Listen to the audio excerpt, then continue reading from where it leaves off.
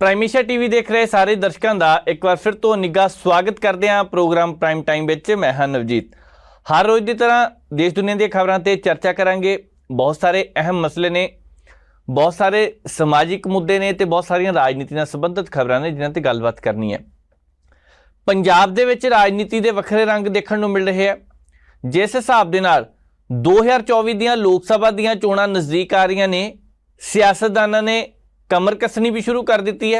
नाल दी नाल कुछ अजिहे मुद्दे भी चुकने शुरू कर दिते है जिहड़े जानबुझ के राजनीति का मुद्दा भी बनाए जा रहे हैं, जिन्हां नूं ना छेड़िया जावे तां चंगा, क्योंकि भारत विच जिन्नी अग लगनी सी लग गई है। भारत दे विच जिन्हां सूबियां दे विच जिन्हां जिल੍ਹਿਆਂ 'ਚ अगजनी दीयां घटनावां होईयां उत्थे दे लोकां नूं पुछ के देखना चाहिए कि हालात किस कदर हेठां वल नूं जा रहे हैं, चाहे हरियाणा होवे ते चाहे मणिपुर होवे। पर हुण फिर तो कुछ क सियासतदान धर्म के आधार पर जिस हिसाब के नाल बयानबाजी करते पे है, आउंदे दिनां नूं एक डर सता रहा है कि चिंता, ये लोगों की चिंता, लोक मनां की चिंता कि किते माहौल ना खराब हो जाए। सो बहुत सारिया खबरां जिन्हां ते गलबात करनी है। उहदे विच पल्स ग्रुप की गल भी करांगे अज, क्योंकि जिस हिसाब के नाल एक बार फिर तो कार्रवाई अगे वल वधदी दिखाई दे रही है। विजिलेंस ने जांच अगे तोरी है तो निर्मल सिंह भंगू की धर्म पत्नी नूं गिरफ्तार किया है। कल हिरासत में सीगे, देखते हैं उस मामले नूं आने वाले समय में किस तरह के नाल निपटाया जाता है, क्योंकि जिस हिसाब के नाल लोकां नाल ठगी हुई है, ठगी वजी है। पूरे पंजाब के लोकां नाल वड्डी गिणती च लोग सीगे, भारत के लोकां नाल हरियाणे के कुछ लोग भी शामिल, दिल्ली तक गल गई, ठगी वजी है। एक एक पैसा सरकार कहती असीं खातियां दे विच वापस पावांगे। काम इन्ना सौखा भी नहीं गा, पर जेकर सरकारां करन ते आ जाण तां इन्ना औखा भी नहीं गा। करोड़ां रुपए दीयां ठगियां पहलां भी वजीआं, लोकां दे खातियां दे विचों ही वो पैसे गए है। इत्थे भारत दे विच कुछ इस तरह के भी व्यापारी है जिन्हां ने अरबां रुपए, करोड़ां रुपए करजा लैके बैंकों तो विदेश के विच उडारी मार दी ते अज तक वापस ही नहीं आए। वापस आउणगे जां फिर नहीं, ये भी नहीं पता। पैसे ओह भारत सरकार के खाते में आउणगे, बैंकों के विच आउणगे जां नहीं, ये भी नहीं पता। ऐ लकीर मार दी गई है। अज खबर सामने आई सी, भारत के कुछ व्यापारी जिहड़े करजा लैके कोई 14,000 करोड़ का, कोई फलाने थां तो कोई 10,000 करोड़ का, कोई 12,000 करोड़ का लैके विदेश के विच भज गया, तो सरकार ने पिछों कहिंदे है, पता नहीं कितना सच है, 36,000 करोड़ रुपए तो करजा तो एक बार च माफ़ कर दिता सी। सो बहुत सारिया गल्लां इस तरह दीयां होर भी हैगियां। शानन बिजली प्रोजैक्ट की गल भी करनी है। अमृतसर च 2 पुलिस वाले जाते हैं, नशा गड्डी चों मिलिया हैरोइन सीगी, कहिंदे 2 किलो है। बाद दे विच जदों रौला पै जांदा ते प्रशासन कुछ होर गल कह रहा, कहंदे गए रिकवरी करन सीगे। चलो वो भी देखते हैं गलबात करके किधर नूं जांदी है गल। पर इन्ना जरूर है, ਵੱਖ-ਵੱਖ राजनीतिक पार्टियां विच इस वेले खिच्चोताण भी चलती पई है। किहड़ी पार्टी अगे निकलती पई है अजे तक नहीं कहा जा सकता, पर लत्तां खिच्चणियां अपनी पार्टी दे विचों ही अपने सियासतदानां ने शुरू जिस हिसाब नाल कीतियां, लगदा माहौल आउण वाले दिनां च किते खराब ना हो जाए। असीं जेकर गल करदे हां तां उस पटीशन तो करदे हां जो सिखरली अदालत दे विच पाई गई है। दरअसल पिछले दिन एक चर्चा का विषय रहा कि कुछ क विधायक ते पार्लीमेंट मैंबर, 4,001 विधायक ते वध तो वध कह सकते हैं कि 350 पार्लीमेंट मैंबरां दे विचों 200 तो पक्के है जिन्हां दे उपर कोई ना कोई दोष लगता पाया, गंभीर दोष लगते। किसी के कतल का दोष लग्या, किसी के बलात्कार का दोष लग्या, किसी सियासतदान ने किसी नूं मारन की कोशिश की है, डराउण धमकाउण की कोशिश की है। सारियां गल्लां निकल के सामने आईयां। हुण एक पटीशन पाई गई है कि दागी नेता जिहड़े ने, जिन्हां दे उपर कोई ना कोई दाग लग्या है, जिन्हां ने आप हल्फनामा दायर करके उहदे विच लिखिया कि आ देखो जी मेरे खिलाफ ही केस चलदा, उन्हां ते पाबंदी लगाउण की गल जेकर चलदी है तो पाबंदी 6 साल की क्यों लगाउणी है? पाबंदी उम्र भर की क्यों नहीं लगाई जाती कि ये बंदे चोण नहीं लड़ सकते? भारत दे विच एक नहीं, इदां दे पता नहीं किन्ने क सियासतदान ने जिन्हां दे उपर गंभीर दोष लगे पे है। सब तो वड्डी उदाहरण तां यूपी दे विच कुलदीप सेंगर सी।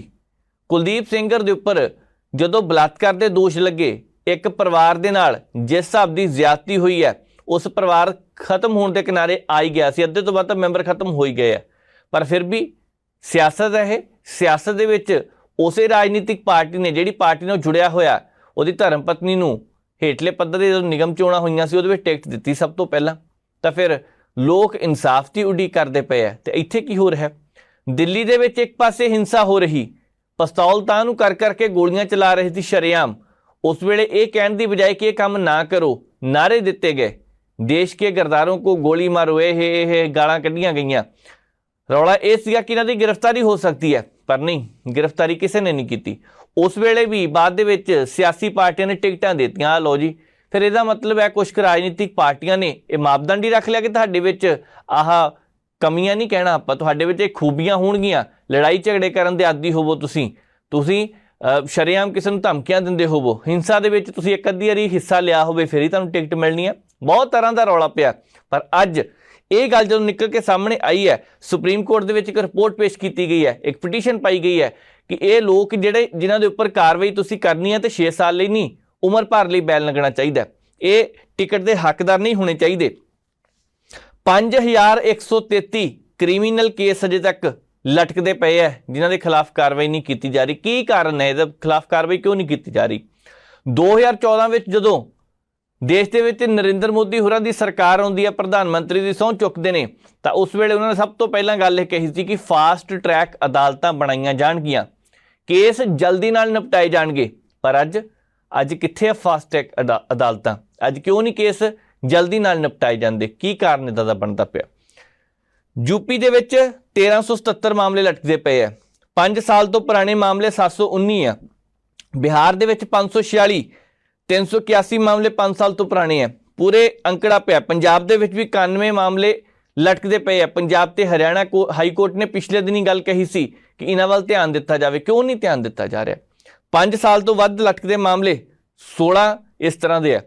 ਕਮਾਲ ਦੀ ਗੱਲ ਇਹ ਹੈ ਕਿ ਭਾਰਤ ਦੇ ਵਿੱਚ ਇੱਕ ਕੇਸ ਤਾਂ ਇਸ ਤਰ੍ਹਾਂ ਦਾ ਜਿਹੜਾ ਅੰਗਰੇਜ਼ਾਂ ਦੇ ਇੱਥੇ ਹੁੰਦਿਆਂ ਤੋਂ ਚੱਲਦਾ ਪਿਆ, ਇੱਕ ਕੇਸ ਇਸ ਤਰ੍ਹਾਂ ਦਾ ਈਸਟ ਇੰਡੀਆ ਕੰਪਨੀ ਦੇ ਆਲੇ ਦੁਆਲੇ ਦੀਆਂ ਗੱਲਾਂ ਨੇ। 7ਵੀਂ ਪੀੜ੍ਹੀ ਤੱਕ ਗੱਲ ਪਹੁੰਚ ਚੁੱਕੀ ਹੈ। ਜੇਕਰ ਇਹ ਸਾਰਾ ਕੁਝ ਚੱਲਦਾ ਪਿਆ, ਕੇਸ ਇੱਦਾਂ ਲਟਕਦੇ ਨੇ, ਤਾਂ ਕਿਹਨੇ ਹੱਲ ਕਰਨੇ ਆ? ਕਾਨੂੰਨ ਨੇ ਕਰਨੇ ਆ। ਪਰ ਕਾਨੂੰਨ ਕਿਉਂ ਇੱਥੇ ਥੋੜ੍ਹਾ ਜਿਹਾ ਢਿੱਲਾ ਲਚਕੀਲਾ ਕਿਉਂ ਹੈ? ਸਮਝ ਨਹੀਂ ਆ ਰਹੀ। ਕਹਿੰਦੇ ਆ ਬਦਲਾਅ ਕਰਨ ਦੀ ਜ਼ਰੂਰਤ ਹੈ, ਪਰ ਉੱਥੇ ਬਦਲਾਅ ਕੀਤਾ ਜਾ ਰਿਹਾ ਜਿੱਥੇ ਜ਼ਰੂਰਤ ਨਹੀਂ, ਤੇ ਜਿੱਥੇ ਜ਼ਰੂਰਤ ਹੈ ਉੱਥੇ ਛੇੜਿਆ ਵੀ ਨਹੀਂ ਜਾ ਰਿਹਾ ਗੱਲ ਨੂੰ। ਇਸ ਵੇਲੇ ਇਹ ਵੀ ਕਿਹਾ ਜਾ ਰਿਹਾ ਹੈ ਕਿ 40% ਯਾਨੀ ਕਿ 2116 ਕੇਸ 5 ਸਾਲਾਂ ਤੋਂ ਜ਼ਿਆਦਾ ਪੁਰਾਣੇ ਉਹ ਹੈ ਜਿਨ੍ਹਾਂ ਦੇ ਖਿਲਾਫ ਬਹੁਤੇ ਲੋਕ ਤਾਂ ਹੈਗੇ ਆ, ਬਹੁਤੇ ਗਵਾਹ ਤਾਂ ਹੈਗੇ ਆ, ਪਰ ਅਜੇ ਤੱਕ ਕਿਸੇ ਪਾਸੇ ਪਹੁੰਚ ਨਹੀਂ ਸਕਦੇ।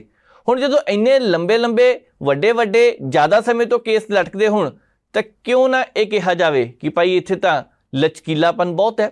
ਹੁਣ ਜਿਸ ਹਿਸਾਬ ਨਾਲ ਖਬਰਾਂ ਸਾਹਮਣੇ ਆਈਆਂ ਨੇ, ਇਹ ਆਪਣੇ ਵੱਲ ਧਿਆਨ ਖਿੱਚਦੀਆਂ। ਦਾਗੀ ਲੀਡਰਾਂ ਦੇ ਖਿਲਾਫ ਵੀ ਕਾਰਵਾਈ ਕਰਨੀ ਚਾਹੀਦੀ ਹੈ, ਪਰ ਕਿਉਂ ਨਹੀਂ ਹੋ ਰਹੀ? ਸਵਾਲ ਸਭ ਤੋਂ ਵੱਡਾ। ਅਸੀਂ ਪ੍ਰੋਗਰਾਮ 'ਚ ਕਈ ਵਾਰ ਨਸ਼ਿਆਂ ਦੀ ਗੱਲ ਕੀਤੀ ਹੈ, ਲਗਭਗ 1-2 ਦਿਨ ਬਾਅਦ ਨਸ਼ਿਆਂ ਦੀ ਗੱਲ ਕਰਦੇ ਹਾਂ। ਕਰਨੀ ਪੈਂਦੀ ਹੈ ਕਿਉਂਕਿ ਹਰ ਰੋਜ਼ ਜਦੋਂ ਇੱਕ ਪੰਜਾਬ 'ਚੋਂ, ਜਦੋਂ ਭਾਰਤ 'ਚੋਂ, ਜਦੋਂ ਸਰਹੱਦੋਂ ਖਬਰਾਂ ਆਉਂਦੀਆਂ ਨੇ ਕਿ ਨਸ਼ਿਆਂ ਦਾ ਕਾਰੋਬਾਰ ਵੱਧਦਾ ਜਾ ਰਿਹਾ ਹੈ ਤੇ ਜਿਹੜੇ ਰੋਕਣ ਵਾਲੇ ਨੇ ਉਹ ਵੀ ਵਿੱਚ ਯੋਗਦਾਨ ਪਾ ਰਹੇ ਨੇ, ਤਾਂ ਫਿਰ ਕਿਹਨੂੰ ਗਲਤ ਕਿਹਾ ਜਾਵੇ ਤੇ ਕਿਹਨੂੰ ਸਹੀ ਕਿਹਾ ਜਾਵੇ? ਇੱਕ ਪਾਸੇ ਪੁਲਿਸ ਦੀ ਜ਼ਿੰਮੇਵਾਰੀ ਹੈ ਕਿ ਸੂਬੇ ਦੇ ਵਿੱਚ ਸ਼ਾਂਤੀ ਬਹਾਲ ਰੱਖਣੀ ਹੈ। ਉਹਨਾਂ ਦੀ ਅਹਿਮ ਜ਼ਿੰਮੇਵਾਰੀ ਹੈ ਕਿ ਕਿਸੇ ਵੀ ਤਰੀਕੇ ਨਾਲ ਜੋ ਵੀ ਗਲਤ ਹੋ ਰਿਹਾ ਉਹਨੂੰ ਰੋਕਣਾ। ਪਰ ਜਦੋਂ ਸਾਰੇ ਜਣੇ ਆਪਸ ਦੇ ਵਿੱਚ ਰਲ ਮਿਲ ਜਾਣ ਤੇ ਦੋਸ਼ੀ ਵੀ ਅੱਗੋਂ ਕਹੇ ਕਿ ਮੈਂ ਤਾਂ ਸਾਫ਼ ਸੁਥਰਾ ਜੀ, ਦੁੱਧ ਧੋਤਾ ਆ, ਤੇ ਜਦੋਂ ਉਹ ਵੀ ਬੰਦੇ ਕਹਿਣ ਪਹਿਲਾਂ ਹੀ ਜਿਹੜੇ ਖੁੱਬੇ ਪਏ ਆ ਇਸ ਕਾਰੋਬਾਰ ਦੇ ਵਿੱਚ, ਉਹ ਕੀ ਕਰਨਗੇ? ਅੱਜ ਪੰਜਾਬ ਪੁਲਿਸ ਦੇ 2 ਮੁਲਾਜ਼ਮ ਫੜੇ ਗਏ, ਜਲੰਧਰ ਦੇ ਦੱਸੇ ਜਾ ਰਹੇ। ਸਰਹੱਦ ਦੇ ਕੋਲੋਂ ਇੱਕ ਪਿੰਡ ਹੈ, ਕਹਿੰਦੇ ਉੱਥੇ ਖਬਰ ਆਈ ਸੀ ਕਿ ਨਸ਼ਾ ਤਸਕਰ ਨੇ ਕੁਛ ਕੁ, ਤੇ ਉਹ ਰਿਕਵਰੀ ਕਰਨ ਗਏ ਸੀਗੇ। ਇਹ ਐਸਐਸਪੀ ਸਾਹਿਬ ਨੇ ਕੁਛ ਕੁ ਸਮਾਂ ਪਹਿਲਾਂ ਸਟੇਟਮੈਂਟ ਦਿੱਤੀ ਹੈ। ਇਹ ਸਾਨੂੰ ਨਹੀਂ ਪਤਾ ਅਸਲ ਦੇ ਵਿੱਚ ਕੀ ਹੈ, ਕਿਉਂਕਿ ਅਜੇ ਇਸ ਗੱਲ ਦਾ ਰੌਲਾ ਵੱਡੇ ਪੱਧਰ ਤੇ ਪੈਣਾ, ਅਜੇ ਕੇਸ ਕਿੱਧਰ ਨੂੰ ਜਾਂਦਾ ਪਤਾ ਲੱਗਣਾ। ਕਿਉਂਕਿ ਸ਼ੁਰੂਆਤੀ ਦੌਰ ਵਿੱਚ ਜਿਹੜੀ ਜਾਣਕਾਰੀ ਇਹ ਆਈ ਆ ਕਿ ਇੱਕ ਗੱਡੀ, ਉਸ ਗੱਡੀ ਵਿੱਚ 2 ਪੁਲਿਸ ਵਾਲੇ, ਤੇ ਉਹ ਕਹਿ ਰਹੇ ਹੈ ਕਿ ਅਸੀਂ ਜਾ ਰਹੇ ਸੀਗੇ, ਸਾਨੂੰ ਜਾਣਬੁੱਝ ਕੇ ਫਸਾਇਆ ਗਿਆ, ਅਸੀਂ ਜਾ ਰਹੇ ਸੀਗੇ, ਆ ਪਿਛਲੇ ਪਾਸੋਂ ਪਿੰਡ ਵਾਲਿਆਂ ਤੇ ਤਸਕਰਾਂ ਨੇ ਰੌਲਾ ਪਾਤਾ। ਇਹ ਗੱਲ ਪੁਲਿਸ ਨੇ ਵੀ ਕਹੀ ਹੈ ਕਿ ਬੰਦੇ ਉਹ ਕੋਈ ਗਲਤ ਨਹੀਂ ਗਏ, ਉਹ ਉੱਥੇ ਰਿਕਵਰੀ ਕਰਨ ਗਏ ਸੀਗੇ, ਝੂਠ ਬੋਲ ਕੇ ਜਾਲ ਦੇ ਵਿੱਚ ਫਸਾ ਲਿਆ ਗਿਆ। ਹੁਣ ਜੇਕਰ ਮੰਨ ਲਓ ਸਾਰੀਆਂ ਚੀਜ਼ਾਂ ਸਹੀ ਹੈ, ਅਜੇ ਗਲਤ ਹੈ ਸਹੀ ਅਸੀਂ ਇਹ ਨਹੀਂ ਕਹਿੰਦੇ, ਪਰ ਮੰਨ ਲਓ ਕਿ ਇੱਕ ਸਹੀ ਹੈ, ਤਾਂ ਦੂਸਰੇ ਪਾਸੇ ਜਿਹੜੀ ਹੈਰੋਇਨ ਫੜੀ ਸੀ ਰਿਕਵਰੀ ਕਰਕੇ ਅਗਲੇ ਪਾਸੇ ਟਾਇਰ 'ਚ ਰੱਖਣ ਦੀ ਕੀ ਲੋੜ ਪੈ ਗਈ? ਜੇ ਤੁਸੀਂ ਰਿਕਵਰੀ ਕੀਤੀ ਸੀ ਤਾਂ ਉਹ ਰਿਕਵਰੀ ਗੱਡੀ ਦੇ ਪਿਛਲੇ ਪਾਸੇ ਵੀ ਤਾਂ ਰੱਖੀ ਜਾ ਸਕਦੀ ਸੀ ਹੈਰੋਇਨ। ਦੂਸਰਾ ਪੱਖ ਇਹ ਵੀ ਕਹਿੰਦਾ, ਜੋ ਸੋਸ਼ਲ ਮੀਡੀਆ ਤੇ ਚਰਚਾ ਚੱਲਦੀ ਪਈ ਹੈ, ਰਿਕਵਰੀ ਕੀਤੀ ਕਿਹਦੇ ਕੋਲੋਂ ਆ? ਕਿਸੇ ਨੇ ਦੱਬ ਕੇ ਰੱਖੀ ਸੀ? ਜੇ ਦੱਬੀ ਸੀ ਤਾਂ ਹਾਲਾਤ ਤਾਂ ਇੱਦਾਂ ਹੀ ਨਹੀਂ ਸੀਗੇ ਮਿੱਟੀ ਨਾਲ ਲਿਬੜੀ ਹੋਵੇ ਉਹ ਜਿਹੜਾ ਲਿਫਾਫਾ ਜਿਹਾ ਸੀਗਾ ਜਾਂ ਕੱਪੜੇ ਵਿੱਚ ਲਪੇਟੀ ਸੀ। ਕੁਛ ਵੀ ਹੋਵੇ, ਇਸ ਮਾਮਲੇ ਵਿੱਚ ਲੱਗਦਾ ਪਿਆ ਕਿ ਪੁਲਿਸ ਦੇ ਉਹ 2 ਮੁਲਾਜ਼ਮ ਘਿਰਦੇ ਨਜ਼ਰ ਆ ਰਹੇ ਨੇ। ਪਰ ਜਿਸ ਹਿਸਾਬ ਦੇ ਨਾਲ ਪੁਲਿਸ ਦਾ ਬਿਆਨ ਆਉਂਦਾ, ਉਹਨਾਂ ਵੱਲ ਦੇਖੀਏ, ਉਹ ਕਹਿੰਦੇ ਪਏ ਇੱਦਾਂ ਦੀ ਕੋਈ ਗੱਲ ਨਹੀਂ ਗੀ, ਇਹ ਸਾਰਾ ਐਸਐਸਪੀ ਸਾਹਿਬ ਦਾ ਸਪਸ਼ਟੀਕਰਨ ਹੈ, ਇੱਦਾਂ ਦੀ ਕਹਿੰਦੇ ਕੋਈ ਗੱਲ ਨਹੀਂ ਗੀ। ਨਿਸ਼ਾਨਦੇਹੀ ਦੇ ਉੱਤੇ ਰਿਕਵਰੀ ਕਰਨ ਗਏ ਸੀਗੇ ਤੇ ਉੱਥੇ ਜਾ ਕੇ ਤਸਕਰਾਂ ਨੇ ਪਿੰਡ ਵਾਲਿਆਂ ਨਾਲ ਮਿਲ ਕੇ ਤੇ ਉਹਨਾਂ ਨੂੰ ਬਹਿਕਾਵੇ ਦੇ ਵਿੱਚ ਲੈ ਕੇ ਉਕਸਾ ਕੇ ਪਿੱਛੇ ਲਗਾ ਦਿੱਤਾ। ਹੁਣ ਦੋਨਾਂ ਦੇ ਵਿੱਚੋਂ ਕਿਹੜੀ ਗੱਲ ਸਹੀ ਹੈ ਕਿਹੜੀ ਨਹੀਂ, ਅਜੇ ਤੱਕ ਅੰਦਾਜ਼ਾ ਨਹੀਂ ਲਗਾਇਆ ਜਾ ਸਕਦਾ। ਪਰ ਜਿਹੜੀ ਗੱਲ ਪਹਿਲੀ ਨਜ਼ਰੇ ਸਾਹਮਣੇ ਆ ਰਹੀ ਹੈ ਜਾਂ ਦੇਖਣ ਨੂੰ ਲੱਗਦਾ ਪਿਆ, ਜਿੱਥੋਂ ਹੈਰੋਇਨ ਕੱਢੀ ਗਈ ਹੈ ਤੇ ਜਿਸ ਹਿਸਾਬ ਦੇ ਨਾਲ ਪੁਲਿਸ ਵਾਲਿਆਂ ਦੇ ਚਿਹਰੇ ਡਰੇ ਹੋਏ ਸੀਗੇ ਤੇ ਜਿਸ ਹਿਸਾਬ ਦੇ ਨਾਲ ਇੱਕ ਸਾਈਡ ਤੇ ਹੋ ਕੇ ਗੱਲ ਕਰਨ ਨੂੰ ਕਹਿ ਰਿਹਾ ਸੀ, ਸਾਹਿਬ ਜੀ ਕਰਿਓ ਗੱਲ, ਸਾਹਿਬ ਜੀ ਕਰਿਓ ਗੱਲ, ਉੱਥੋਂ ਕੀ ਲੱਗਦਾ ਸੀਗਾ। ਦੂਜਾ ਪੱਖ ਇਹ ਵੀ ਹੈ ਕਿ 2 ਪੁਲਿਸ ਮੁਲਾਜ਼ਮ ਹੋਣ, ਇਸ ਰੈਂਕ ਦੇ ਅਧਿਕਾਰੀ, ਚਲੋ ਅਸੀਂ ਤਾਂ ਕਦੀ ਵੀ ਨਹੀਂ ਕਹਿੰਦੇ ਛੋਟੇ ਵੱਡੇ, ਸਾਡੇ ਲਈ ਸਾਰੇ ਇੱਕ ਬਰਾਬਰ ਹੈ, ਪਰ ਫਿਰ ਵੀ ਲੱਗਦਾ ਪਿਆ ਕਿਤੇ ਨਾ ਕਿਤੇ ਉੱਪਰਲੇ ਪਾਸੇ ਕੋਈ ਆਕਾ ਹੈਗਾ ਜਿਹੜਾ ਥਾਪੜਾ ਦਿੰਦਾ ਪਿਆ, ਕੋਈ ਨਹੀਂ ਪੁੱਤ ਚੱਲ ਜਾਓ, ਮੈਂ ਤਾਂ ਬੈਠਾ ਹੀ ਇੱਥੇ। ਜਿਹੜੇ ਨੂੰ ਕਿਹਾ ਜਾ ਰਿਹਾ ਕਿ ਸਾਹਿਬ ਜੀ ਆ ਗੱਲ ਕਰਿਓ, ਸਾਹਿਬ ਕੌਣ ਨੇ, ਕਿਉਂ ਨਹੀਂ ਉਹਨਾਂ ਦੀ ਜਾਣਕਾਰੀ ਸਾਹਮਣੇ ਆ ਰਹੀ। ਅਸੀਂ ਫਿਰ ਇਸ ਗੱਲ ਨੂੰ ਕਹਿੰਦੇ ਪਏ ਹਾਂ ਕਿ ਅਜੇ ਤੱਕ ਰਿਪੋਰਟਾਂ ਆਉਣੀਆਂ, ਸ਼ੁਰੂਆਤੀ ਜਾਣਕਾਰੀ ਇਹੀ ਹੈ। ਐਸਐਸਪੀ ਸਾਹਿਬ ਦੀ ਇਹ ਜਿਹੜੀ ਉਹਨਾਂ ਨੇ ਸਪਸ਼ਟੀਕਰਨ ਦਿੱਤਾ, ਉਹਦੇ ਆਧਾਰ ਤੇ ਅਸੀਂ ਗੱਲ ਕਰ ਰਹੇ ਹਾਂ। ਪਰ ਸਵਾਲ ਜਿਹੜੇ ਨਾਲ ਦੀ ਨਾਲ ਸੋਸ਼ਲ ਮੀਡੀਆ ਤੇ ਆ, ਨਾਲ ਦੀ ਨਾਲ ਲੋਕ ਨੇ, ਕਿਉਂਕਿ ਲੋਕਾਂ ਦਾ ਕੀ ਹੈ, ਜਿਹੜੇ ਮੌਜੂਦਾ ਸਮੇਂ 'ਚ ਉੱਥੇ ਸੀਗੇ ਉਹਨਾਂ ਨੂੰ ਤਾਂ ਸਾਰਾ ਪਤਾ ਨਾ, BSF ਨੂੰ ਉਹਨਾਂ ਨੇ ਫੜਾਇਆ, ਜਿਹਦੇ ਕੋਲ ਰਿਕਵਰੀ ਕੀਤੀ ਬੰਦਾ ਕਿਉਂ ਨਹੀਂ ਕੋਈ ਮਿਲਿਆ ਤੇ ਪਿੱਛੇ ਬਿਠਾਇਆ ਕਿਉਂ ਨਹੀਂ। ਗੱਲ ਤਾਂ ਇਹੀ ਸਭ ਤੋਂ ਵੱਡੀ ਹੈ ਨਾ। ਪੰਜਾਬ ਦੇ ਵਿੱਚ ਵੈਸੇ ਜੇ ਨਸ਼ਿਆਂ ਦੀ ਗੱਲ ਕਰਦੇ ਪਏ ਆ ਤਾਂ ਪੰਜਾਬ ਦੇ ਵਿੱਚ BSF ਇਸ ਵੇਲੇ ਬੜੀ ਜ਼ੋਰ ਸ਼ੋਰ ਦੇ ਨਾਲ ਕੰਮ ਕਰਦੀ ਹੈ। ਸਰਹੱਦ ਦੇ ਪਾਰੋਂ ਜਦੋਂ ਹੈਰੋਇਨ ਆਉਂਦੀ ਹੈ, ਕਦੀ 10 ਪੈਕਟ, ਕਦੀ 2 ਪੈਕਟ, ਕਦੀ 10 ਕਰੋੜ ਦੀ, ਕਦੀ 20 ਕਰੋੜ ਦੀ, ਪਿਛਲੇ ਦਿਨ 130 ਕਰੋੜ ਦੀ, 500 ਕਰੋੜ ਤੱਕ, ਇਹ ਤੋਂ ਜ਼ਿਆਦਾ ਵੀ ਰਿਕਵਰੀਆਂ ਹੋਈਆਂ ਨੇ, ਇਹ 'ਚ ਕੋਈ ਸ਼ੱਕ ਨਹੀਂ, ਫੜ ਹੁੰਦੇ ਨੇ। ਜਦੋਂ ਮੁੱਖ ਮੰਤਰੀ ਸਾਹਿਬ ਇਹ ਗੱਲ ਕਹਿੰਦੇ ਆ ਕਿ ਪਹਿਲਾਂ ਉਧਰਲੇ ਪਾਸਿਓਂ ਡਰੋਨ ਆਉਂਦੇ ਸੀ, ਹੁਣ ਇੱਧਰਲੇ ਪਾਸਿਓਂ ਵੀ ਡਰੋਨ ਉੱਧਰ ਜਾਂਦੇ ਆ ਤੇ ਨਸ਼ਾ ਲੈ ਕੇ ਆਉਂਦੇ ਨੇ, ਤੇ ਉੱਥੋਂ ਵੀ ਤਾਂ ਪਤਾ ਲੱਗਦੀ ਹੈ ਕੁਛ ਨਾ ਕੁਛ ਤਾਂ ਗੜਬੜੀ ਹੈਗੀ ਹੈ। ਪਰ ਥੋੜੀ ਜਿਹੀ ਗੱਲ ਸਿਆਸਤ ਦੀ ਜੇਕਰ ਨਾਲ ਜੋੜ ਕੇ ਕਰੀਏ ਤਾਂ ਇਹਨਾਂ ਮਾਮਲੇ ਤੇ ਵੀ ਸਿਆਸਤ ਹੋ ਰਹੀ ਹੈ। ਮੌਜੂਦਾ ਸਮੇਂ ਦੀ ਸਰਕਾਰ ਕਹਿੰਦੀ ਅਸੀਂ ਸਹੀ, ਪਿਛਲੀਆਂ ਸਰਕਾਰਾਂ ਨੇ ਕੀ ਕੀਤਾ। ਪਿਛਲੀਆਂ ਸਰਕਾਰਾਂ ਕਹਿ ਰਹੀਆਂ ਕਿ ਜੋ ਕੁਛ ਕੀਤਾ ਹੀ ਅਸੀਂ ਹੈ, ਮੌਜੂਦਾ ਸਰਕਾਰ ਨੇ ਕੀ ਕੀਤਾ। ਤਾਂ ਫਿਰ ਇੱਕ ਦੂਜੇ ਨੂੰ ਭੰਡਣ ਤੋਂ ਇਲਾਵਾ ਰਹਿ ਕੀ ਗਿਆ। ਹੁਣ ਉਹ ਸਰਕਾਰ ਉੱਤੇ ਦੋਸ਼ ਲਾ ਰਹੀ ਹੈ, ਉਹ ਉੱਤੇ ਲਾ ਰਹੇ ਆ। 2000 ਤੋਂ ਬਾਅਦ ਤੁਸੀਂ ਦੇਖੋ 3 ਸਰਕਾਰਾਂ ਬਾਰ-ਬਾਰ ਰਿਪੀਟ ਹੁੰਦੀਆਂ, ਉਹਦੇ ਵਿੱਚ ਕੈਪਟਨ ਅਮਰਿੰਦਰ ਸਿੰਘ ਵੀ ਆਏ, 2 ਵਾਰ ਸਰਦਾਰ ਪ੍ਰਕਾਸ਼ ਸਿੰਘ ਬਾਦਲ ਹੋਰਾਂ ਦੀ ਸਰਕਾਰ ਵੀ ਆਈ, ਕਾਂਗਰਸੀ ਚੰਨੀ ਸਾਹਿਬ ਦੀ ਸਰਕਾਰ ਵੀ ਆਈ। ਚਲੋ 2017 ਤੋਂ ਬਾਅਦ ਉਸੇ ਸਰਕਾਰ 'ਚ ਬਣਦੇ ਆ, ਆਮ ਆਦਮੀ ਪਾਰਟੀ ਦੀ ਸਰਕਾਰ ਵੀ ਆ ਗਈ ਹੈ। ਪਿਛਲੇ ਸਮੇਂ ਦੇ ਦੌਰਾਨ ਜਦੋਂ ਆਮ ਆਦਮੀ ਪਾਰਟੀ ਦੀ ਸਰਕਾਰ ਸੱਤਾ ਵਿੱਚ ਨਹੀਂ ਆਈ ਸੀ ਤਾਂ ਉਸ ਵੇਲੇ ਨਹੀਂ ਕਿਹਾ ਸੀਗਾ ਕਿ ਚੇਨ ਨੂੰ ਤੋੜਨਾ, ਸਾਡੀ ਸਰਕਾਰ ਆ ਗਈ ਤਾਂ ਚੇਨ ਤੋੜ ਦਿਆਂਗੇ। ਚਲੋ ਉਦੋਂ ਵੋਟਾਂ ਤਾਂ ਲੈ ਗਏ, ਵਿਰੋਧੀ ਧਿਰ ਦੇ ਵਿੱਚ ਵੀ ਆ ਗਏ, ਸੱਤਾ ਦੇ ਵਿੱਚ ਨਹੀਂ ਆਏ। ਪਰ ਜਿਹੜੀਆਂ ਗੱਲਾਂ ਕਹੀਆਂ ਗਈਆਂ ਸੀਗੀਆਂ ਕਿ 1 ਮਹੀਨੇ ਦੇ ਵਿੱਚ ਸਪਲਾਈ ਚੇਨ ਤੋੜ ਦਿਆਂਗੇ ਤੇ ਨਾਲ ਦੀ ਨਾਲ ਨਸ਼ਾ ਛਡਾਊ ਕੇਂਦਰ ਬਣਾਏ ਜਾਣਗੇ, ਹੋਰ ਕਿੰਨਾ ਕੁ ਅੱਜ ਤੱਕ ਕੰਮ ਹੋਇਆ, ਲੋਕ ਇਹ ਵੀ ਪੁੱਛਦੇ ਪਏ ਆ। ਕਾਂਗਰਸ ਦੀ ਸਰਕਾਰ ਆਈ, 4 ਹਫ਼ਤਿਆਂ ਦਾ ਸਮਾਂ ਚਾਹੀਦਾ, ਕਹਿੰਦੇ ਸਾਨੂੰ 4 ਹਫ਼ਤਿਆਂ ਦਾ ਐ ਨਸ਼ਾ ਖਤਮ ਕਰ ਦਿਆਂਗੇ। ਤੁਸੀਂ ਦੇਖਿਓ ਆਉਂਦੇ ਸਮੇਂ ਦੌਰਾਨ ਤੁਹਾਨੂੰ ਕੋਈ ਤਸਕਰ ਹੀ ਨਹੀਂ ਮਿਲਣੇ, ਇਹ 'ਚ ਕੋਈ ਸ਼ੱਕ ਨਹੀਂ। ਜਦੋਂ ਕਾਂਗਰਸ ਦੀ ਸਰਕਾਰ ਆਈ ਉਹਨਾਂ ਨੇ 56 ਜਾਂ 58 ਹਜ਼ਾਰ ਕੁਛ ਨਸ਼ਾ ਤਸਕਰ ਫੜੇ, ਤੇ ਉਹ ਨਸ਼ਾ ਤਸਕਰ ਤਾਂ ਹੁਣ ਦੀ ਸਰਕਾਰ ਵੀ ਫੜ ਰਹੀ ਹੈ। ਇੱਦਾਂ ਦੇ ਨਸ਼ਾ ਤਸਕਰ ਤਾਂ ਸ਼੍ਰੋਮਣੀ ਅਕਾਲੀ ਦਲ ਦੀ ਸਰਕਾਰ ਵੇਲੇ ਵੀ ਫੜੇ ਹੋਣਗੇ। ਪਰ ਰੌਲਾ ਇਸ ਗੱਲ ਦਾ ਕਿ ਇਹ ਸਾਰਾ ਕੁਛ ਗੱਲੀ ਬਾਤੀ ਹੀ ਕਿਉਂ ਹੋਇਆ। ਸ਼੍ਰੋਮਣੀ ਅਕਾਲੀ ਦਲ ਤੇ ਭਾਜਪਾ ਦੀ ਜਦੋਂ ਸਰਕਾਰ ਸੀ ਉਸ ਵੇਲੇ ਸਰਦਾਰ ਪ੍ਰਕਾਸ਼ ਸਿੰਘ ਬਾਦਲ ਹੋਰੀ ਮੁੱਖ ਮੰਤਰੀ ਤੇ ਨਾਲ ਦੀ ਨਾਲ ਡਿਪਟੀ ਮੁੱਖ ਮੰਤਰੀ ਸੁਖਬੀਰ ਸਿੰਘ ਬਾਦਲ ਉਹਨਾਂ ਦਾ ਕੀ ਬਿਆਨ ਸੀਗਾ। ਉਹ ਕਹਿੰਦੇ ਜ਼ੀਰੋ ਟੋਲਰੈਂਸ ਨੀਤੀ ਅਪਣਾਵਾਂਗੇ, ਅਸੀਂ ਨਸ਼ਾ ਜੜੋਂ ਖਤਮ ਕਰ ਦਾਂਗੇ, ਆਸਮਾਨ ਜਿੱਦਾਂ ਸਾਫ਼ ਹੈ ਐ ਹੋ ਜਾਏਗਾ ਸਾਰਾ ਕੁਛ। ਪਰ ਦੱਸੋ ਸਮੇਂ ਦੀਆਂ ਸਰਕਾਰਾਂ ਆਈਆਂ, ਕਿੱਥੇ ਕੀ ਸਾਰਾ ਕੁਛ ਹੋਇਆ। ਨਵੀਂ ਖੇਡ ਨੀਤੀ ਉਸ ਵੇਲੇ ਤਿਆਰ ਕੀਤੀ ਗਈ ਸੀ ਜਦੋਂ ਸ਼੍ਰੋਮਣੀ ਅਕਾਲੀ ਦਲ ਦੀ ਸਰਕਾਰ ਸੀ ਤੇ ਨਾਲ ਭਾਜਪਾ ਦਾ ਗੱਠਜੋੜ। ਚੰਗੀ ਗੱਲ ਸੀ, ਖੇਡ ਨੀਤੀ ਤਿਆਰ ਕੀਤੀ ਗਈ, ਪਰ ਉਸ ਖੇਡ ਨੀਤੀ ਨੂੰ ਅੱਗੇ ਕਿੰਨੀਆਂ ਕੁ ਸਰਕਾਰਾਂ ਲੈ ਕੇ ਚੱਲੀਆਂ ਗਈਆਂ, ਕਿੱਥੇ ਤੱਕ ਉਹਨਾਂ ਨੇ ਪਹੁੰਚ ਕੀਤੀ ਹੈ, ਅੱਜ ਤੱਕ ਨਹੀਂ ਪਤਾ ਲੱਗਦਾ ਪਿਆ।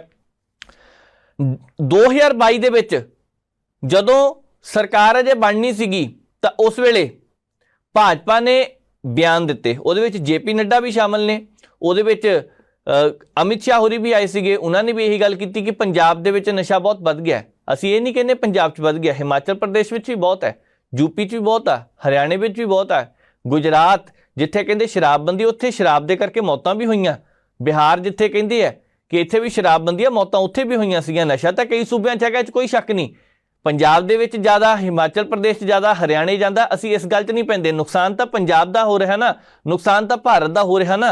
भारत सब का साझा, किसी एक का तो नहीं गा, सारिਆਂ ਦਾ साझा, सारे सूबिਆਂ ਦਾ। पर इत्थे नुकसान जिहड़ा हो रहा ओह हुण जदों भाजपा की सरकार आई तो नहीं कहा सी टोल फ्री शुरू कर देंगे, हैल्पलाइन किन्नियां क हैल्पलाइन तक शुरू हुई। फिर एक गल होर कही गई सी कि जिहड़ा शिकायत करेगा उन्होंने नकदी इनाम दिता जाएगा। किन्ने क नाम अज तक वंडे गए हैं। नामकरण भरन दे उत्ते यह भी कहा सी कि डोप टैसट उन्हां दा लाजमी होना। किन्ने दे डोप टैसट अज तक होए, दस्सिया तो जाए। समय समय दी सरकारां दे उपर जदों ये दोष लगते हैं कि भाई आ फलाने लीडर का आ माल खांदा, आ खांदा जी, आ कुछ आ भी खा लेंदा जी, बहुत सारिਆਂ ਦੇ ਉੱਪਰ ਦੋਸ਼ ਲੱਗੇ। ਇਹ ਕਿੰਨਿਆਂ ਦੇ ਅੱਜ ਤੱਕ ਟੈਸਟ ਹੋਏ ਆ। ਸਿਆਸਤਦਾਨ ਕਹਿੰਦੇ ਜਾ ਲੋ ਜੀ ਅਸੀਂ ਮੋਹਰੇ ਹੋ ਕੇ ਆਉਂਦੇ ਆ, ਤੁਸੀਂ ਸਾਡਾ ਟੈਸਟ ਕਰੋ। ਕਿੰਨੀਆਂ ਕਿਨੇ ਫੂਕਾਂ ਉਹ ਯੰਤਰ ਦੇ ਵਿੱਚ ਮਾਰੀਆਂ ਜਿਹਦੇ ਵਿੱਚ ਸ਼ਰਾਬ ਦਾ ਟੈਸਟ ਹੁੰਦਾ। ਦੱਸਿਆ ਤਾਂ ਜਾਵੇ ਅੱਜ ਤੱਕ। ਪੈਲਸਾਂ ਦੇ ਬਾਹਰ ਪੁਲਿਸ ਲਗਾ ਕੇ ਕਹਿੰਦੇ ਅਸੀਂ ਨਸ਼ਾ ਰੋਕ ਦੇਣਾ, ਚੰਗਾ ਕਦਮ ਹੈ ਕਿਉਂਕਿ ਗੱਡੀਆਂ ਕੋਈ ਤੇਜ਼ ਰਫ਼ਤਾਰ 'ਚ ਜਾਂਦਾ, ਕੋਈ ਸ਼ਰਾਬ ਪੀ ਕੇ ਗੱਡੀ ਬਿਲਕੁਲ ਨਹੀਂ ਚਲਾਉਣੀ ਚਾਹੀਦੀ। ਅਸੀਂ ਇਸ ਚੀਜ਼ ਦੇ ਬਿਲਕੁਲ ਖਿਲਾਫ ਹਾਂ। ਪਰ ਫਿਰ ਵੀ 2-4 दिन रौला पै के बाद विच गल क्यों शांत हो जाती है, ये लभण दी तां लोड़ हैगी है ना। अज ये भी जिहड़ी खबर सामने आई है कि वक्-वक् लीडरां ने दावे वड्डे कीते आ। किन्नियां के तस्करां नूं अज तक फड़िया गया, 65,000 नशा तस्कर नूं फड़िया गया। पर तस्करी उन्हां दे कोलों जिहड़ी होई है, बरामदगी जिहड़ी होई किन्नी होई है, अज तक इहदे बारे तक क्यों नहीं खुलासे कीते जांदे। कांग्रेस की सरकार वेले 58,000 जेकर तस्कर फड़े गए तां तुसीं 100 किलो हैरोइन मान लो फड़ लई है ते उहदे नाल किड्डी क वड्डी प्राप्ति है। कित्थे माल कित्थे जांदा पिया, ये भी तो दस्सण दी लोड़ है ना। कहंदे आ 5 साल बाद नष्ट किया जाता जी, कित्थे नष्ट किया जाता। ये सारा कुछ लोगों के सामने होना चाहिए, पारदर्शिता तरीके दे नाल होना चाहिए। नहीं तो गड्डियां दे अगले पासों टायरां दे थल्लों हैरोइन जदों मिलदी है तो बाद विच इह स्पष्टीकरण दिता जाए नहीं नहीं जी ये तो रिकवरी करन गए सी, असल कहानी की है जांच तो बाद पता लगना। पर की इत्थे कोई बचाउण दी कोशिश करदा पिया, वो साहब कौन सी, अफसर कौन सी, या करो गल कौन सीगे, वो सारा कुछ सामने आना चाहिए। पर देखते हैं हालात जिस हिसाब के नाल तेजी नाल बदलते पे है, आउंदे दिनां नूं शायद ही इधरले पासे कोई सोचे। पर इस वेले सख्ती करने की जरूरत है। मुख्यमंत्री साहब भी कहते हैं, गृह मंत्री साहब भी कहते हैं, गवर्नर साहब भी कहते हैं, पंजाब के सारे सियासतदान भी कहते हैं, सारे कहते पे तो कदम क्यों नहीं चुकता पिया। यही सब तो वड्डी गल है। पिंडां विच लोकां ने कमेटियां बनाईयां, पिंडां विच लोग इकट्ठे हो रहे हैं। पर उत्थे ही ये भी तो देखा जाए लोगों का कतल भी हो रहा है। ये कतल जो हो रहे हैं जिस हिसाब के मौतां हो रही ने, थोड़ा जिहा विचार करने की जरूरत है। नहीं तो आउंदे दिनां नूं जिद्दां मर्जी रौला पाई जाओ, रौला पाउण नाल की होना। अगे वधदे हां, गल करनी है पल्स ग्रुप की, क्योंकि pulse group which Nirmal Singh पंगू जिन्हें पंजाब के लोगों नाल वड्डे पद्धर ते ठगी मारी, भारत के लोगों नाल वड्डे पद्धर ते ठगी मारी, वो बंदा अजकल जेल च है। हुण पिछले दिनी 2 बंदियां नूं गिरफ्तार किया गया, एक तो सीए सीगा, एक एयरपोर्ट तो गिरफ्तार किया गया। हुण ये जिहड़ियां गिरफ्तारियां हुईयां सीगियां इस करके सीगियां, आ फलानी कंपनी दे विच डायरैक्टर सी। असल दे विच लोकां नूं भी नहीं पता, बहुत सारे लोकां नूं नहीं पता कि इहदे विच किन्नियां क कंपनियां सीगियां। 3 कंपनियां दे वक्-वक् डायरैक्टर सीगे। जदों ये खबर सामने आउंदी है कि राजस्थान दे विच एक मीटिंग की गई, वो मता पाया गया, 8 साल हो गए उस थां नूं बंद कीती नूं, ते फिर किहड़ियां गल्लां रह जांदियां ने। जदों भगवंत मान साहब दी सरकार नहीं अजे बनी सी, उदों भी ये दावे किए जा रहे थे, वादे किए सी लोकां नाल कि साडी सरकार आउण दो, असीं लोकां दे खात्यां 'च पैसे पावांगे। ठीक है, सरकार आ गई, पर किन्नियां कदे लोकां दे खात्यां 'च पैसे पे तक ये लभण की जरूरत है। अज सरकार कह रही है कि आउंदे समय नूं असीं प्रॉपर्टी अटैच करांगे, अटैच की भी है कुछ थावां ते, आस्ट्रेलिया चो जा इधरले पासे कुछ प्रॉपर्टी अटैच की भी है, नहीं कि नहीं की, पर किन्नी सी 358 करोड़ की। पर ठगी किन्ने दी वजी है, कोई 30 करोड़ की कहता, कोई 40 करोड़ की कहता, 60,000 करोड़ रुपए तो वध की ठगी है ये। जे मान लो 70,000 करोड़ तक भी गल जाती हुई जो चर्चे चलते पे है, तो जिहड़ियां जमीनां ने वो पता ही नहीं कित्थे है। जिले दे विच लोडा कमेटी की कहती है, MS लोडा कमेटी, वो कहते हैं कि इस ग्रुप ने ठगी मारी है। जमीनां हैगियां पंजाब दे विच, जमीनां लुधियाने च, जमीनां पटियाले च, जमीनां मालवे के कई खेतरां जमीनां, पर जमीनां है कित्थे आ इहदे बारे नहीं पता। मोहिंदर सिंह दानगढ़ ने इस कमेटी के बारे, जदों दी उन्हां दी कमेटी संस्था काम कर रही है कि लोगों को पैसे दिवाने आ, इंसाफ दिवाना, वो खुद दसदे सीगे, एक बार प्रोग्राम च भी आए, वो कहंदे सीगे कि बहुत सारे लोगों की तो मौत हो चुकी है, तो हुण सरकार जिहड़ी कहंदी खात्यां 'च पैसे पाउणे आ, अद्धे तो वध लोगों के नाम मिलते होणगे, तो अद्धे तो वध जेकर उन्हां पिता के नाम ही मिलते होए, डेट ऑफ बर्थ वाला की सॉफ्टवेयर विच रखिया होना, अद्धे तो वध लोग मौत हो चुकी है, तो पैसे किद्दां मोड़ने आ। उन्होंने एक सवाल चुकिया सीगा। जीरा थाणे विच पल्स ग्रुप के घपले बारे 2020 दे विच एक मामला दर्ज किया गया। ਉਹਦੀ FIR ਨੰਬਰ ਸ਼ਾਇਦ 79 ਸੀਗਾ। 2023 ਦੇ ਵਿੱਚ ਮੋਹਾਲੀ ਦੇ ਸਟੇਟ ਕ੍ਰਾਈਮ ਥਾਣੇ ਦੇ ਵਿੱਚ ਇੱਕ FIR ਦਰਜ ਕੀਤੀ ਗਈ।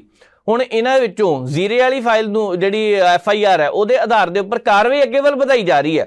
ਨਿਰਮਲ ਸਿੰਘ ਭੰਗੂ ਦੀ ਧਰਮ ਪਤਨੀ ਨੂੰ ਗ੍ਰਿਫਤਾਰ ਕੀਤਾ। ਹੁਣ ਸਾਨੂੰ ਨਹੀਂ ਪਤਾ ਕਿਉਂਕਿ ਅੱਜ ਤੱਕ ਕਦੀ ਗੱਲ ਵੀ ਨਹੀਂ ਹੋਈ, ਨਾ ਬਹੁਤਾ ਸੁਣਿਆ, ਪਰ ਇੰਨਾ ਜ਼ਰੂਰ ਹੈ ਗ੍ਰਿਫਤਾਰੀ ਦਾ ਮੁੱਖ ਕਾਰਨ ਕੀ ਹੈ। ਕਹਿੰਦੇ ਕਿ ਇਹ ਡਾਇਰੈਕਟਰ ਸੀ ਕੰਪਨੀਆਂ ਦੀ, ਉਹਦੇ ਵਿੱਚ ਸ਼ਮੂਲੀਅਤ ਸੀਗੀ। ਹੁਣ ਇਹ ਪਹਿਲਾ ਕੇਸ ਨਹੀਂ ਕੋਈ ਇੱਦਾਂ ਦੀਆਂ ਪੰਜਾਬ ਦੇ ਵਿੱਚ ਭਾਰਤ ਵਿੱਚ ਕਈ ਚਿੱਟ ਫੰਡ ਕੰਪਨੀਆਂ ਆਈਆਂ ਜਿਨ੍ਹਾਂ ਨੇ ਲੋਕਾਂ ਨੂੰ ਠੱਗਿਆ, ਪੈਸੇ ਇਕੱਠੇ ਕੀਤੇ, ਉਡਾਰੀ ਮਾਰ ਗਏ। ਹੁਣ ਇਹਦੇ ਵਿੱਚੋਂ ਇੱਕ ਕੰਪਨੀ 2004-05 ਦੇ ਵਿੱਚ ਕੰਪਿਊਟਰ ਵਾਲੀ ਵੀ ਆਈ ਸੀਗੀ, ਉਹਨਾਂ ਨੇ ਵੀ ਜੀ 200 ਰੁਪਏ 400 500 ਕਰਕੇ ਹਜ਼ਾਰਾਂ ਤੱਕ ਗੇਮ ਗਈ। 2004 ਦੇ ਵਿੱਚ 500 ਰੁਪਇਆ ਬਹੁਤ ਹੁੰਦਾ ਸੀਗਾ। ਚੇਨ ਸਿਸਟਮ ਬਣਾਤਾ ਜੀ, ਕਹਿੰਦੇ ਇੱਕ ਤੁਸੀਂ ਇੰਨੇ ਬੰਦੇ ਅੱਗੇ ਜੋੜੋ ਤੁਹਾਨੂੰ ਇੰਨੇ ਦਾ ਚੈੱਕ ਆਏਗਾ, ਤੁਸੀਂ ਇੰਨੇ ਜੋੜੋ ਇੰਨੇ ਦਾ ਚੈੱਕ ਆਏਗਾ। ਪਤਾ ਨਹੀਂ ਪੰਜਾਬ ਦੇ ਵਿੱਚ ਕਿੰਨੇ ਕੁ ਲੋਕ ਕਿੰਨੀਆਂ ਕੁ ਚੇਨਾਂ ਬਣਾ ਕੇ ਰਹਿ ਗਏ ਤੇ ਬਾਅਦ ਦੇ ਵਿੱਚ ਚੈੱਕ ਪਤਾ ਨਹੀਂ ਕਿਸੇ ਨੂੰ ਆਇਆ ਕਿ ਨਹੀਂ ਆਇਆ, ਪਰ ਚੱਕਰ ਜ਼ਰੂਰ ਆਏ ਸੀਗੇ। ਕਿਉਂਕਿ ਜਿਸ ਹਿਸਾਬ ਨਾਲ ਠੱਗੀ ਵੱਜੀ ਹੈ ਪਰਦ ਗਰੁੱਪ ਦੇ ਵਿੱਚ, ਜੇਕਰ ਕੁਝ ਕੁ ਕੰਪਨੀਆਂ ਇਸ ਤਰ੍ਹਾਂ ਦੀਆਂ ਜਿਨ੍ਹਾਂ ਨੇ ਵੱਡੇ ਪੱਧਰ ਤੇ ਵੱਡਿਆਂ ਲੋਕਾਂ ਨੂੰ ਠੱਗਿਆ, ਜਿਸ 'ਚ ਸਹਾਰਾ ਦਾ ਨਾਮ ਵੀ ਆਉਂਦਾ, ਪਰ ਪਰਦ ਗਰੁੱਪ ਉਹ ਸੀ ਜਿਹਦੇ ਵਿੱਚ ਦੁੱਧ ਵੇਚਣ ਤੋਂ ਲੈ ਕੇ ਪਿੰਡ ਦੇ ਵਿੱਚ ਸਿਲਾਈ ਕਢਾਈ ਕਰਨ ਤੋਂ ਲੈ ਕੇ ਕਿਸੇ ਥਾਂ ਦੇ ਉੱਪਰ ਮਤਲਬ ਦਰਜਾ 4 ਕਰਮਚਾਰੀ 3 2 ਜਿਹੜੇ ਵੀ ਮਰਜ਼ੀ ਸੀਗੇ ਥੱਲਿਓਂ ਲੈ ਕੇ ਉੱਪਰ ਤੱਕ, ਉਹਨਾਂ ਨੇ ਸੋਚਿਆ ਕਿ ਪੈਸੇ ਡਬਲ ਕਰਦੇ ਆ। 3000 ਕਮਾਉਣ ਵਾਲਾ, 1000 ਰੁਪਇਆ ਕਮਾਉਣ ਵਾਲਾ, ਸਾਰਿਆਂ ਨੇ ਚੱਕ ਕੇ ਪੈਸੇ ਇਹਦੇ ਵਿੱਚ ਪਾਤੇ। ਅੱਜ ਵੀ ਪਿੰਡਾਂ ਨੂੰ ਪੁੱਛੋ, ਪਿੰਡਾਂ ਦੇ ਵਿੱਚ ਲੋਕਾਂ ਨੂੰ ਪੁੱਛੋ, ਹੱਸ ਕੇ ਕਹਿਣਗੇ ਇਹ ਸੀਗਾ ਤਾਂ ਸਾਡਾ ਵੀ ਥੋੜੇ ਜਿਹੇ ਪੈਸੇ, ਪਰ ਕਰੀਏ ਕੀ ਹੁਣ। ਮਤਲਬ ਕਿ ਵੱਡੇ ਤੋਂ ਵੱਡੇ ਲੋਕ ਵੀ ਹੈ, ਉਹ ਵੀ ਕਹਿੰਦੇ ਸੀਗੇ ਤਾਂ ਸਾਡੇ ਵੀ ਕਰੀਏ ਕੀ। ਮਤਲਬ ਕਿ ਆਪਣੇ ਏਜੰਟਾਂ ਦੇ ਥਰੂ ਉਹਨਾਂ ਨੇ ਇੰਨਾ ਕੁ ਕੰਮ ਵਧਾ ਦਿੱਤਾ ਸੀਗਾ ਕਿ ਜਿਹੜਾ ਪੈਸਾ ਇਕੱਠਾ ਕਰਨਾ ਸਿਰਫ ਉਹਨਾਂ ਦਾ ਮਕਸਦ ਸੀਗਾ। ਪੈਸਾ ਇਕੱਠਾ ਕਰਕੇ ਪੰਜਾਬ ਤੋਂ ਬਾਹਰ ਚਲੇ ਗਏ ਆ। ਹੁਣ ਪੰਜਾਬ ਦੇ ਵਿੱਚ ਘੱਟ ਤੋਂ ਘੱਟ 10 ਲੱਖ ਪਾਲਿਸੀਆਂ ਕੀਤੀਆਂ ਹੋਈਆਂ। 10 ਲੱਖ ਲੋਕਾਂ ਦੇ ਵਿੱਚੋਂ ਪਤਾ ਨਹੀਂ 50,000 ਦਾ ਲੱਖ ਜਾਂ 2 ਲੱਖ ਕਿੰਨੇ ਕੁ ਲੋਕ ਹੋਣਗੇ ਜਿਨ੍ਹਾਂ ਦੀ ਮੌਤ ਹੋ ਚੁੱਕੀ ਹੋਵੇਗੀ। ਇਸ ਲਈ ਕਿਹਾ ਜਾਂਦਾ ਕਿ ਕੰਮ ਥੋੜਾ ਜਿਹਾ ਔਖਾ ਲੱਗਦਾ। ਇਸ ਜਿਹੜੀਆਂ ਗਰੁੱਪ ਹੈ ਇਹਦੀ ਨੇ ਪ੍ਰਾਪਰਟੀਆਂ ਹੁਣ ਉੱਤੇ ਵੀ ਨਿਗਾਹ ਰੱਖੀ ਹੈ। ਆਉਣ ਵਾਲੇ ਦਿਨਾਂ ਨੂੰ ਲੱਗਦਾ ਕਾਰਵਾਈ ਉਧਰ ਵੀ ਕੀਤੀ ਜਾਵੇਗੀ। ਵੈਸੇ ਮਾਲ ਬਹੁਤ ਵੱਡਾ ਸੀਗਾ ਜਿਹੜਾ ਇਹਨਾਂ ਨੇ ਛਕਿਆ, ਤੇ ਹੁਣ ਕਦੋਂ ਉਹਦੀ ਰਿਕਵਰੀ ਹੁੰਦੀ ਹੈ, ਕਦੋਂ ਲੋਕਾਂ ਦੇ ਖਾਤੇ 'ਚ ਪੈਸੇ ਪੈਣਗੇ, ਇਹ ਤਾਂ ਸਰਕਾਰ ਦੱਸ ਸਕਦੀ ਹੈ। ਪਰ ਕੰਮ ਇੰਨਾ ਸੌਖਾ ਨਹੀਂ ਗਾ। ਬਹੁਤ ਆਨੰਦਮਈ ਅਵਸਥਾ ਦੇ ਵਿੱਚ ਉੱਚ ਥਾਵਾਂ ਦੇ ਉੱਪਰ ਉਹ ਸਿਆਸਤਦਾਨ ਬੈਠੇ ਹੋਏ ਨੇ ਜਿਨ੍ਹਾਂ ਦੇ ਉੱਪਰ ਦੋਸ਼ ਲੱਗਦੇ ਆ ਕਿ ਇਹ ਵੀ ਭਾਈ ਕੁਝ ਕਰਦੇ ਨਹੀਂ। ਤੇ ਵੱਡੀ ਗੱਲ ਤਾਂ ਇਹ ਵੀ ਹੈ ਨਾ, ਸਮੇਂ-ਸਮੇਂ ਤੇ ਜਿਹੜੀਆਂ ਜ਼ਮੀਨਾਂ ਪੰਜਾਬ ਦੇ ਵਿੱਚ ਹੈਗੀਆਂ ਉੱਥੇ ਸਿਆਸਤਦਾਨ ਤਾਂ ਰੈਲੀਆਂ ਕਰਦੇ ਰਹੇ ਆ, ਤੇ ਜੇਕਰ ਉਹਨਾਂ ਨੇ ਕੁਝ ਨਹੀਂ ਕੀਤਾ ਕਿ ਉਹਨਾਂ ਦੇ ਖਿਲਾਫ ਕਾਰਵਾਈ ਕੀਤੀ ਜਾਵੇਗੀ। ਜਿਹੜੇ ਕਹਿੰਦੇ ਸੀ ਕੋਈ ਨਹੀਂ ਤੁਸੀਂ ਚਿੰਤਾ ਨਾ ਕਰੋ, ਜਾਂ ਫਿਰ ਜਿਨ੍ਹਾਂ ਦੇ ਅੰਦਰ ਖਾਤੇ ਕੋਈ ਨਾ ਕੋਈ ਸੈਟਿੰਗ ਹੋਵੇਗੀ। ਜਦੋਂ ਕਬੱਡੀ ਦਾ ਵਰਲਡ ਕੱਪ ਹੋਇਆ ਤਾਂ ਉਸ ਵੇਲੇ ਇੱਕ ਰਾਜਨੀਤਿਕ ਪਾਰਟੀ ਨਾਲ ਹੁੰਦੀ ਸੀਗੀ, ਉਸ ਤੋਂ ਬਾਅਦ ਕਿਉਂ ਨਹੀਂ ਕਦੀ ਰੌਲਾ ਪਿਆ। ਗੱਲ ਉਹਨਾਂ ਤੱਕ ਵੀ ਜਾਏਗੀ। ਸ਼ਹਿ ਕਿਹਨੇ ਦਿੱਤੀ ਆ ਉਹ ਵੀ ਤਾਂ ਲੱਭਿਆ ਜਾਵੇ ਨਾ। ਅਸੀਂ ਇਹ ਤਾਂ ਕਹਿੰਦੇ ਕਿ ਰਿਸ਼ਵਤ ਉਹਨੇ ਲੈ ਲਈ, ਪਰ ਰਿਸ਼ਵਤ ਜਿਹਨੇ ਦਿੱਤੀ ਹੈ ਉਹ ਵੀ ਤਾਂ ਸਾਹਮਣੇ ਆਉਣਾ ਚਾਹੀਦਾ। ਕਾਰਵਾਈ ਹੋਣੀ ਚਾਹੀਦੀ ਹੈ। ਉੱਤੇ ਵੀ ਜਿਹਨੇ ਸਪੋਰਟ ਕੀਤੀ ਹੈ ਕੀ ਉਧਰ ਨੂੰ ਗੱਲ ਜਾਵੇਗੀ ਜਾਂ ਨਹੀਂ ਪਤਾ ਨਹੀਂ। ਘਪਲੇ ਤਾਂ 2005 ਦੇ ਵੀ ਬਹੁਤ ਉਸ ਸਰਕਾਰ ਵੇਲੇ ਦੇ, ਸਿਟੀ ਸੈਂਟਰ ਦਾ ਘਪਲਾ ਵੀ ਸਾਹਮਣੇ ਆ ਸਕਦਾ ਕਹਿੰਦੇ। ਸੋ ਦੇਖਦੇ ਹਾਂ ਕਿੱਧਰ ਨੂੰ ਗੱਲ ਜਾਂਦੀ ਹੈ। ਪਰ ਇੰਨਾ ਜ਼ਰੂਰ ਹੈ ਇਸ ਵੇਲੇ ਉਹਨਾਂ ਲੋਕਾਂ ਨੂੰ ਉਮੀਦ ਹੈ ਕਿ ਸਾਡੇ ਪੈਸੇ ਵਾਪਸ ਆ ਸਕਦੇ। ਉਮੀਦ ਤਾਂ ਦੁਨੀਆ ਟਿਕੀ ਹੋਈ ਹੈ, ਆਉਣਗੇ ਕਿ ਨਹੀਂ ਪਤਾ ਨਹੀਂ। ਪਰ ਇਸ ਗ੍ਰਿਫਤਾਰੀ ਤੋਂ ਬਾਅਦ ਕਈ ਤਰ੍ਹਾਂ ਦੇ ਚਰਚੇ ਹੋਰ ਤੇਜ਼ ਹੋ ਗਏ ਆ। ਅੱਗੇ ਵਧਦੇ ਹਾਂ, ਗੱਲ ਕਰਨੀ ਆ ਸ਼ਾਨਨ ਬਿਜਲੀ ਪ੍ਰੋਜੈਕਟ ਦੀ। ਹੁਣ ਜਿਸ ਹਿਸਾਬ ਦੇ ਨਾਲ ਗੇਂਦ ਲੱਗਦਾ ਪਿਆ ਕੇਂਦਰ ਦੇ ਪਾਲੇ ਵਿੱਚ ਸਿੱਟ ਦਿੱਤੀ ਗਈ ਹੈ ਕਿ ਜੋ ਫੈਸਲਾ ਕਰਨਾ ਤੁਸੀਂ ਹੀ ਕਰਨਾ, ਤਾਂ ਇੱਥੇ ਪੰਜਾਬ ਦੇ ਵਿੱਚ ਜਿਸ ਹਿਸਾਬ ਦੇ ਨਾਲ ਅਚਾਨਕ ਬਦਲਾਅ ਆਉਣ ਦੀ ਤਿਆਰੀ ਹੈ, ਕਿਉਂਕਿ 2024 ਦੇ ਵਿੱਚ ਇਹ ਪ੍ਰੋਜੈਕਟ ਦਾ ਸਮਝੌਤਾ ਕਹਿ ਸਕਦੇ ਖਤਮ ਹੋ ਜਾਣਾ, ਤੇ ਪੰਜਾਬ ਦੇ ਵਿੱਚ ਇਹੀ ਹਿਮਾਚਲ ਪ੍ਰਦੇਸ਼ ਵਿੱਚ ਲੱਗਾ ਹੋਇਆ ਪੰਜਾਬ ਦਾ ਇਹੀ ਇੱਕ ਪ੍ਰੋਜੈਕਟ ਹੈ ਜਿਹੜਾ ਸਸਤੀ ਬਿਜਲੀ ਦੇ ਰਿਹਾ। ਹੁਣ ਕੋਈ ਕਹਿ ਰਿਹਾ 110 ਮੈਗਾਵਾਟ ਬਿਜਲੀ ਦੀ ਸਮਰੱਥਾ ਕਰ ਦਿੱਤੀ ਗਈ ਸੀ ਵਧਾ ਕੇ, ਪਰ ਜਦੋਂ ਇਹ ਪ੍ਰੋਜੈਕਟ ਉੱਥੇ ਲੱਗਦਾ, ਜਦੋਂ ਉੱਥੋਂ ਆਵਾਜ਼ ਇਹ ਆਈ ਸੀ ਕੋਈ ਨਹੀਂ ਜੀ, ਕਿਉਂਕਿ ਅੰਗਰੇਜ਼ਾਂ ਨੇ ਸਾਰਾ ਕੁਝ ਕੀਤਾ ਸੀਗਾ, ਉਸ ਤੋਂ ਬਾਅਦ ਆਜ਼ਾਦੀ ਪ੍ਰਾਪਤੀ ਤੋਂ ਬਾਅਦ ਹੀ ਸਾਰਾ ਕੁਝ ਬਦਲਿਆ ਸੀਗਾ। ਪਰ ਉਦੋਂ ਤੱਕ ਇਹ ਜਿਹੜੀਆਂ ਗੱਲਾਂ ਸੀਗੀਆਂ 110 ਮੈਗਾਵਾਟ ਦੀ 100 ਮੈਗਾਵਾਟ ਸੀਗੀ। ਉਸ ਤੋਂ ਬਾਅਦ ਸਸਤੀ ਬਿਜਲੀ ਸਭ ਤੋਂ ਪੰਜਾਬ ਨੂੰ ਇੱਥੇ ਪੈਂਦੀ ਹੈ। ਹੁਣ ਜੇਕਰ ਹਿਮਾਚਲ ਵਾਲੇ ਆਪਣਾ ਹੱਕ ਜਤਾਉਂਦੇ ਪਏ ਆ, ਉਹ ਕਹਿੰਦੇ ਇੱਥੇ ਦਾ ਹੱਕ ਹੀ ਸਾਡਾ। ਸੁਖਵਿੰਦਰ ਸਿੰਘ ਸੁਖੂ ਨੇ, ਹਿਮਾਚਲ ਪ੍ਰਦੇਸ਼ ਦੇ ਮੁੱਖ ਮੰਤਰੀ ਨੇ, ਉਹਨਾਂ ਨੇ ਪਿਛਲੇ ਦਿਨ ਵੀ ਇਹ ਗੱਲ ਕਹੀ। ਵੈਸੇ ਤਾਂ 3 ਵਾਰ ਸਮੇਂ-ਸਮੇਂ ਤੇ ਇਸ ਗੱਲ ਨੂੰ ਲੈ ਕੇ ਆਵਾਜ਼ ਚੁੱਕੀ ਗਈ ਹੈ। ਹਿਮਾਚਲ ਪ੍ਰਦੇਸ਼ ਨੇ 22 ਅਕਤੂਬਰ 1969, ਫਿਰ 31 ਅਕਤੂਬਰ 1981 ਤੇ 8 ਜੂਨ 1988 ਨੂੰ 87-88 ਨੂੰ ਉਹਨਾਂ ਨੇ ਕਿਹਾ ਸੀ ਕਿ ਇਸ ਪ੍ਰੋਜੈਕਟ ਉੱਪਰ ਸਾਡਾ ਹੱਕ ਹੈ। ਪਰ ਉਦੋਂ ਵੀ ਕੇਂਦਰ ਸਰਕਾਰ ਪੰਜਾਬ ਦੇ ਹੱਕ ਵਿੱਚ ਭੁਗਤਿਆ ਸੀ। ਉਹ ਇਸ ਕਰਕੇ ਕਿਉਂਕਿ ਪੰਜਾਬ ਦਾ ਇਹਦੇ ਨਾਲ ਸਮਝੌਤਾ ਹੋਇਆ ਸੀਗਾ ਤੇ ਹੁਣ ਜਦੋਂ ਇਹ ਸਮਝੌਤਾ ਬਦਲਦਾ ਹੋਇਆ ਦਿਖਾਈ ਦੇ ਰਿਹਾ, ਹਾਲਾਂਕਿ ਲੋਕ ਸਭਾ ਦੀਆਂ ਚੋਣਾਂ ਆ ਰਹੀਆਂ ਨੇ, ਸਰਕਾਰ ਇੰਨੀ ਜਲਦੀ ਕੋਈ ਪੰਗਾ ਲੈਣ ਨਹੀਂ ਲੱਗੀ, ਇੰਨੀ ਜਲਦੀ ਸਿੱਧੇ ਰੂਪ 'ਚ ਕਹਿ ਦੇਣਗੇ ਕਿ ਆਹ ਲਓ ਜੀ ਤੁਸੀਂ ਰੱਖ ਕੇ ਬਹਿ ਜਾਓ ਹਰਿਆਣੇ ਵਾਲਿਓ, ਆਹ ਲਓ ਜੀ ਪੰਜਾਬ ਵਾਲਿਓ ਸਿੱਧਾ ਹੀ ਤੁਹਾਨੂੰ ਦੇਤਾ। ਐਦਾਂ ਨਹੀਂ, ਪਾਣੀਆਂ ਦੇ ਮਸਲੇ ਤੇ ਹਮੇਸ਼ਾ ਹੀ ਚਰਚਾ ਹੁੰਦੀ ਹੈ ਤੇ ਪਾਣੀਆਂ ਦੇ ਮਸਲੇ ਉੱਠਦੇ ਹੀ ਉਦੋਂ ਆ ਜਦੋਂ ਲੋਕ ਸਭਾ ਦੀਆਂ ਚੋਣਾਂ ਨਜ਼ਦੀਕ ਹੋਣ ਜਾਂ ਵਿਧਾਨ ਸਭਾ ਦੀਆਂ ਚੋਣਾਂ ਨਜ਼ਦੀਕ ਹੋਣ।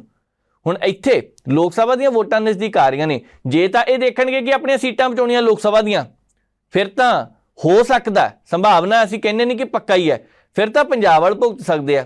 ਤੇ ਜੇਕਰ ਕੱਲ ਨੂੰ ਅੜਿੱਕਾ ਪਾਤਾ, ਕਿਉਂਕਿ ਦੋਹੇ ਸੂਬਿਆਂ ਦੇ ਵਿੱਚ ਸਰਕਾਰਾਂ ਭਾਜਪਾ ਦੀਆਂ ਨਹੀਂ ਗਈਆਂ, ਇੱਕ ਪਾਸੇ ਆਮ ਆਦਮੀ ਪਾਰਟੀ, ਇੱਕ ਪਾਸੇ ਕਾਂਗਰਸ ਹੈ, ਤੇ ਸਿੱਧੇ ਰੂਪ 'ਚ ਅਸੀਂ ਕਹਿ ਦਈਏ ਕਿ ਕਾਂਗਰਸ ਨਾਲ ਭੁਗਤ ਜਾਣਗੇ, ਇਹ ਵੀ ਕੰਮ ਸੌਖਾ ਨਹੀਂ ਲੱਗਦਾ ਪਿਆ।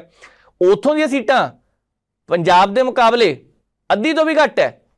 ਹੁਣ ਜਾਂ 4 ਸੀਟਾਂ ਵੱਲ ਜਾਣਾ ਜਾਂ ਉਹਨਾਂ ਨੇ 13 ਸੀਟਾਂ ਵੱਲ ਆਉਣਾ, ਇਹ ਤਾਂ ਪਤਾ ਨਹੀਂ, ਪਰ ਇੰਨਾ ਜ਼ਰੂਰ ਹੈ ਕਿ ਇਸ ਪ੍ਰੋਜੈਕਟ ਨੂੰ ਲੈ ਕੇ ਸਵਾਲ ਬਹੁਤ ਖੜੇ ਹੋ ਰਹੇ ਨੇ। ਇਸ ਪ੍ਰੋਜੈਕਟ ਨੂੰ ਲੈ ਕੇ ਦੌੜਾਂ ਸਾਰਿਆਂ ਦੀਆਂ ਲੱਗੀਆਂ ਹੋਈਆਂ ਨੇ, ਕਿਉਂਕਿ ਬ੍ਰਿਟਿਸ਼ ਹਕੂਮਤ ਵੇਲੇ ਜੋ ਸ਼ਾਨਨ ਪ੍ਰੋਜੈਕਟ ਦੀ ਸ਼ੁਰੂਆਤ ਹੋਈ ਸੀਗੀ 1922 ਵਿੱਚ, ਦਰਅਸਲ ਇਹ ਸ਼ਾਨਨ ਪਾਵਰ ਹਾਊਸ ਦੀ ਸ਼ੁਰੂਆਤ ਕਰਨਲ ਬੱਟੀ ਨੇ ਕੀਤੀ ਸੀਗੀ। ਹੁਣ ਕੋਈ ਉਸ ਵੇਲੇ ਭੱਟੀ ਕਹਿ ਰਹੇ ਸੀ, ਕੋਈ ਬੱਟੀ ਕਹਿ ਰਹੇ ਸੀਗੇ। ਹੁਣ ਉਹਨਾਂ ਕਰਨਲ ਨੇ ਜਦੋਂ ਸ਼ੁਰੂਆਤ ਕੀਤੀ ਸੀਗੀ ਤਾਂ ਇਸ ਸਮਝੌਤੇ ਦੇ ਵਿੱਚ ਜੋਗਿੰਦਰ ਨਗਰ ਜੇ ਤੋਂ ਸ਼ਾਇਦ 2 ਕਿਲੋਮੀਟਰ ਦੀ ਦੂਰੀ ਤੇ ਹੈ ਇਹ ਪ੍ਰੋਜੈਕਟ। ਹੁਣ ਉਸ ਵੇਲੇ ਇਹ ਗੱਲ ਕਹਿ ਦਿੱਤੀ ਗਈ ਸੀ ਇਹਦੇ ਉੱਪਰ ਹੱਕ ਅਸਲ ਦੇ ਵਿੱਚ ਹੈਗਾ ਤਾਂ ਪੰਜਾਬ ਦਾ ਹੈ, ਪਰ ਹਿਮਾਚਲ ਪ੍ਰਦੇਸ਼ ਕਹਿੰਦੇ ਹੁਣ ਸਾਡੇ ਕੋਲ ਹੈ। ਹਿਮਾਚਲ ਪ੍ਰਦੇਸ਼ ਨੂੰ ਇਹ ਵੀ ਹੋਣਾ ਨਾ ਕਿ ਕੱਲ੍ਹ ਨੂੰ ਬਿਜਲੀ ਤੋਂ 4 ਪੈਸੇ ਕਮਾਏ ਜਾਣ, ਹਿਮਾਚਲ ਨੂੰ ਇਹ ਵੀ ਹੋਣਾ ਕਿ ਪਾਣੀ ਤੋਂ 4 ਪੈਸੇ ਕਮਾਏ ਜਾਣ।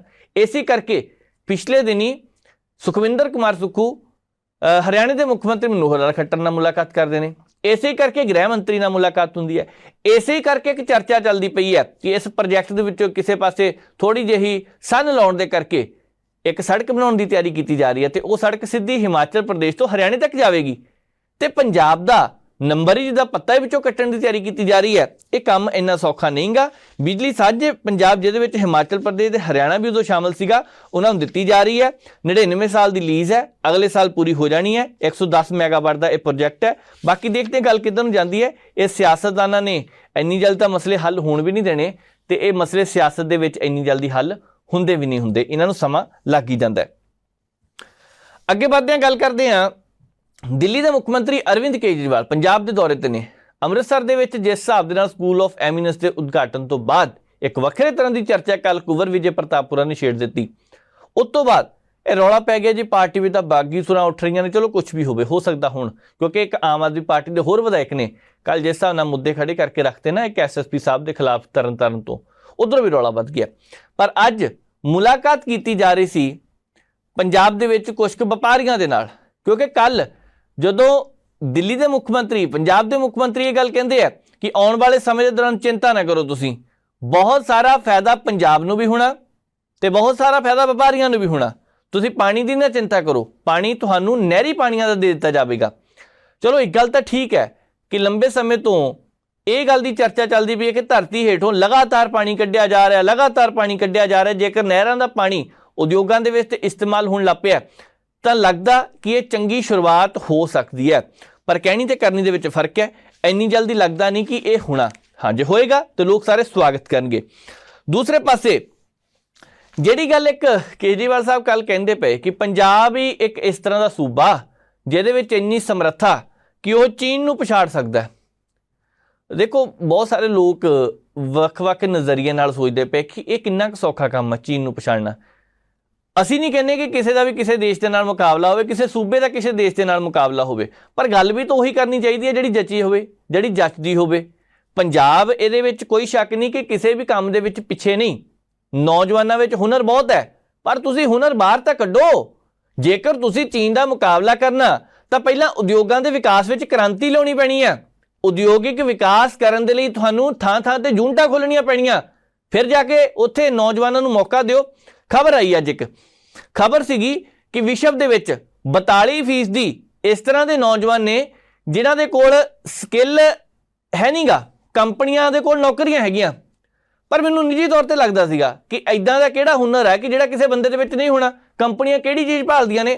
ਦਰਅਸਲ ਕੰਪਨੀਆਂ ਇਸ ਵੇਲੇ ਵੱਖਰੀ ਥਿਊਰੀ ਤੇ ਕੰਮ ਕਰ ਰਹੀਆਂ। ਉਸ ਥਿਊਰੀ ਵਿੱਚ ਭਾਰਤ ਵੀ ਹੈ ਤੇ ਵਿਸ਼ਵ ਦੇ 5 ਦੇਸ਼ ਹੈ, ਜਿਹਦੇ ਵਿੱਚ ਲੱਗਦਾ ਪਿਆ ਕਿ ਇਸ ਵੇਲੇ ਤਕਨੀਕ ਤੇ ਵੱਧ ਜ਼ੋਰ ਦਿੱਤਾ ਜਾ ਰਿਹਾ। ਇਹ 'ਚ ਕੋਈ ਸ਼ੱਕ ਨਹੀਂ ਕਿ ਭਾਰਤ ਤਕਨੀਕ ਤੇ ਜ਼ੋਰ ਦੇਣਾ ਵੀ ਚਾਹੀਦਾ, ਵਿਸ਼ਵ ਦੇ ਕਈ ਦੇਸ਼ ਦਿੰਦੇ ਪਏ ਆ। ਜੇਕਰ ਕੱਲ੍ਹ ਨੂੰ ਆਰਟੀਫਿਸ਼ੀਅਲ ਇੰਟੈਲੀਜੈਂਸ ਨਾਲ ਕੰਮ ਸ਼ੁਰੂ ਹੋ ਗਿਆ ਤਾਂ ਫਿਰ ਜਿਹੜੀ ਬਚੀ ਖੁਚੀ ਲੋਕਾਂ ਦੇ, ਆਮ ਮਜ਼ਦੂਰਾਂ ਦੇ, ਜਿਹੜੇ ਇੰਜੀਨੀਅਰ ਹੈ ਜਾਂ ਹੋਰ ਵਰਗ ਨਾਲ ਸੰਬੰਧਿਤ ਲੋਕ, ਉਹਨਾਂ ਦੇ ਵਿੱਚ ਕੱਲ੍ਹ ਨੂੰ ਕੀ ਆਰਟੀਫਿਸ਼ੀਅਲ ਇੰਟੈਲੀਜੈਂਸ ਜੇਕਰ ਅੱਗੇ ਹੋ ਕੇ ਕੰਮ ਕਰਨ ਲੱਗ ਪਈ ਤਾਂ ਮਨੁੱਖ ਦਾ ਕੀ ਕੰਮ ਰਹਿ ਜਾਣਾ, ਉਹਦੇ ਵਿੱਚ ਮਸ਼ੀਨਾਂ ਦਾ ਕੀ ਕੰਮ ਰਹਿਣਾ।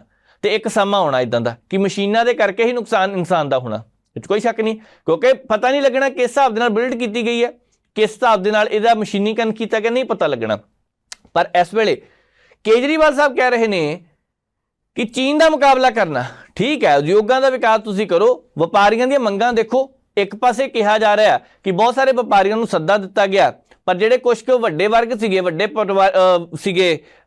ਵਪਾਰੀ ਸੀਗੇ, ਇਹਦੇ ਵਿੱਚ ਉਹ ਸ਼ਾਮਲ ਨਹੀਂ ਹੋਏ, ਮੀਟਿੰਗ 'ਚ ਸ਼ਾਮਲ ਨਹੀਂ ਹੋਏ। ਕਿੰਨਾ ਕੁ ਸੱਚ ਹੈ ਕਿੰਨਾ ਕੁ ਨਹੀਂ ਸਾਨੂੰ ਨਹੀਂ ਪਤਾ, ਪਰ ਰੌਲਾ ਜੇਕਰ ਹੈਗਾ ਤਾਂ ਲੱਭਣ ਦੀ ਜ਼ਰੂਰਤ ਹੈ, ਕਿਉਂ, ਕੀ ਕਾਰਨ ਸੀਗਾ। ਠੀਕ ਹੈ, ਪੰਜਾਬ ਦੇ ਵਿੱਚ ਇਸ ਵੇਲੇ ਉਦਯੋਗਾਂ ਦੇ ਵਿਕਾਸ ਨੂੰ ਕਰਨ ਦੇ ਲਈ ਸਰਕਾਰ ਯਤਨ ਕਰ ਰਹੀ ਹੈ, ਇਹ ਯਤਨ ਕਰਨੇ ਪੈਣੇ ਆ। 2000 ਤੋਂ ਬਾਅਦ ਬਹੁਤ ਸਾਰੀਆਂ ਸਿਆਸੀ ਪਾਰਟੀਆਂ ਨੇ ਕਿਹਾ ਕਿ ਅਸੀਂ ਉਦਯੋਗਾਂ ਦਾ ਵਿਕਾਸ ਕਰਾਂਗੇ। ਵੈਸੇ ਇਹ ਗੱਲ 1951-52 'ਚ ਜਦੋਂ ਮਹਾਲ ਨੋਵਸੋਨਾ ਨੇ ਪਹਿਲੀ 5 ਸਾਲਾ ਯੋਜਨਾ ਤਿਆਰ ਕੀਤੀ ਸੀ, ਉਸ ਵੇਲੇ ਵੀ ਕਹੀ ਸੀ। 1955-56 ਵਿੱਚ ਦੂਜੀ 5 ਸਾਲਾ ਯੋਜਨਾ ਆਉਂਦੀ, ਉਦੋਂ ਵੀ ਗੱਲ ਕਹੀ ਗਈ। 1961-62 ਵਿੱਚ ਤੀਸਰੀ ਆਉਂਦੀ, ਉਦੋਂ ਵੀ ਕਹੀ ਗਈ। ਹਰੀ ਕ੍ਰਾਂਤੀ ਆਉਣ ਤੋਂ ਪਹਿਲਾਂ ਵੀ ਕਿਹਾ ਗਿਆ ਭਾਰਤ ਵਿੱਚ ਵਿਕਾਸ ਕੀਤਾ ਜਾਣਾ।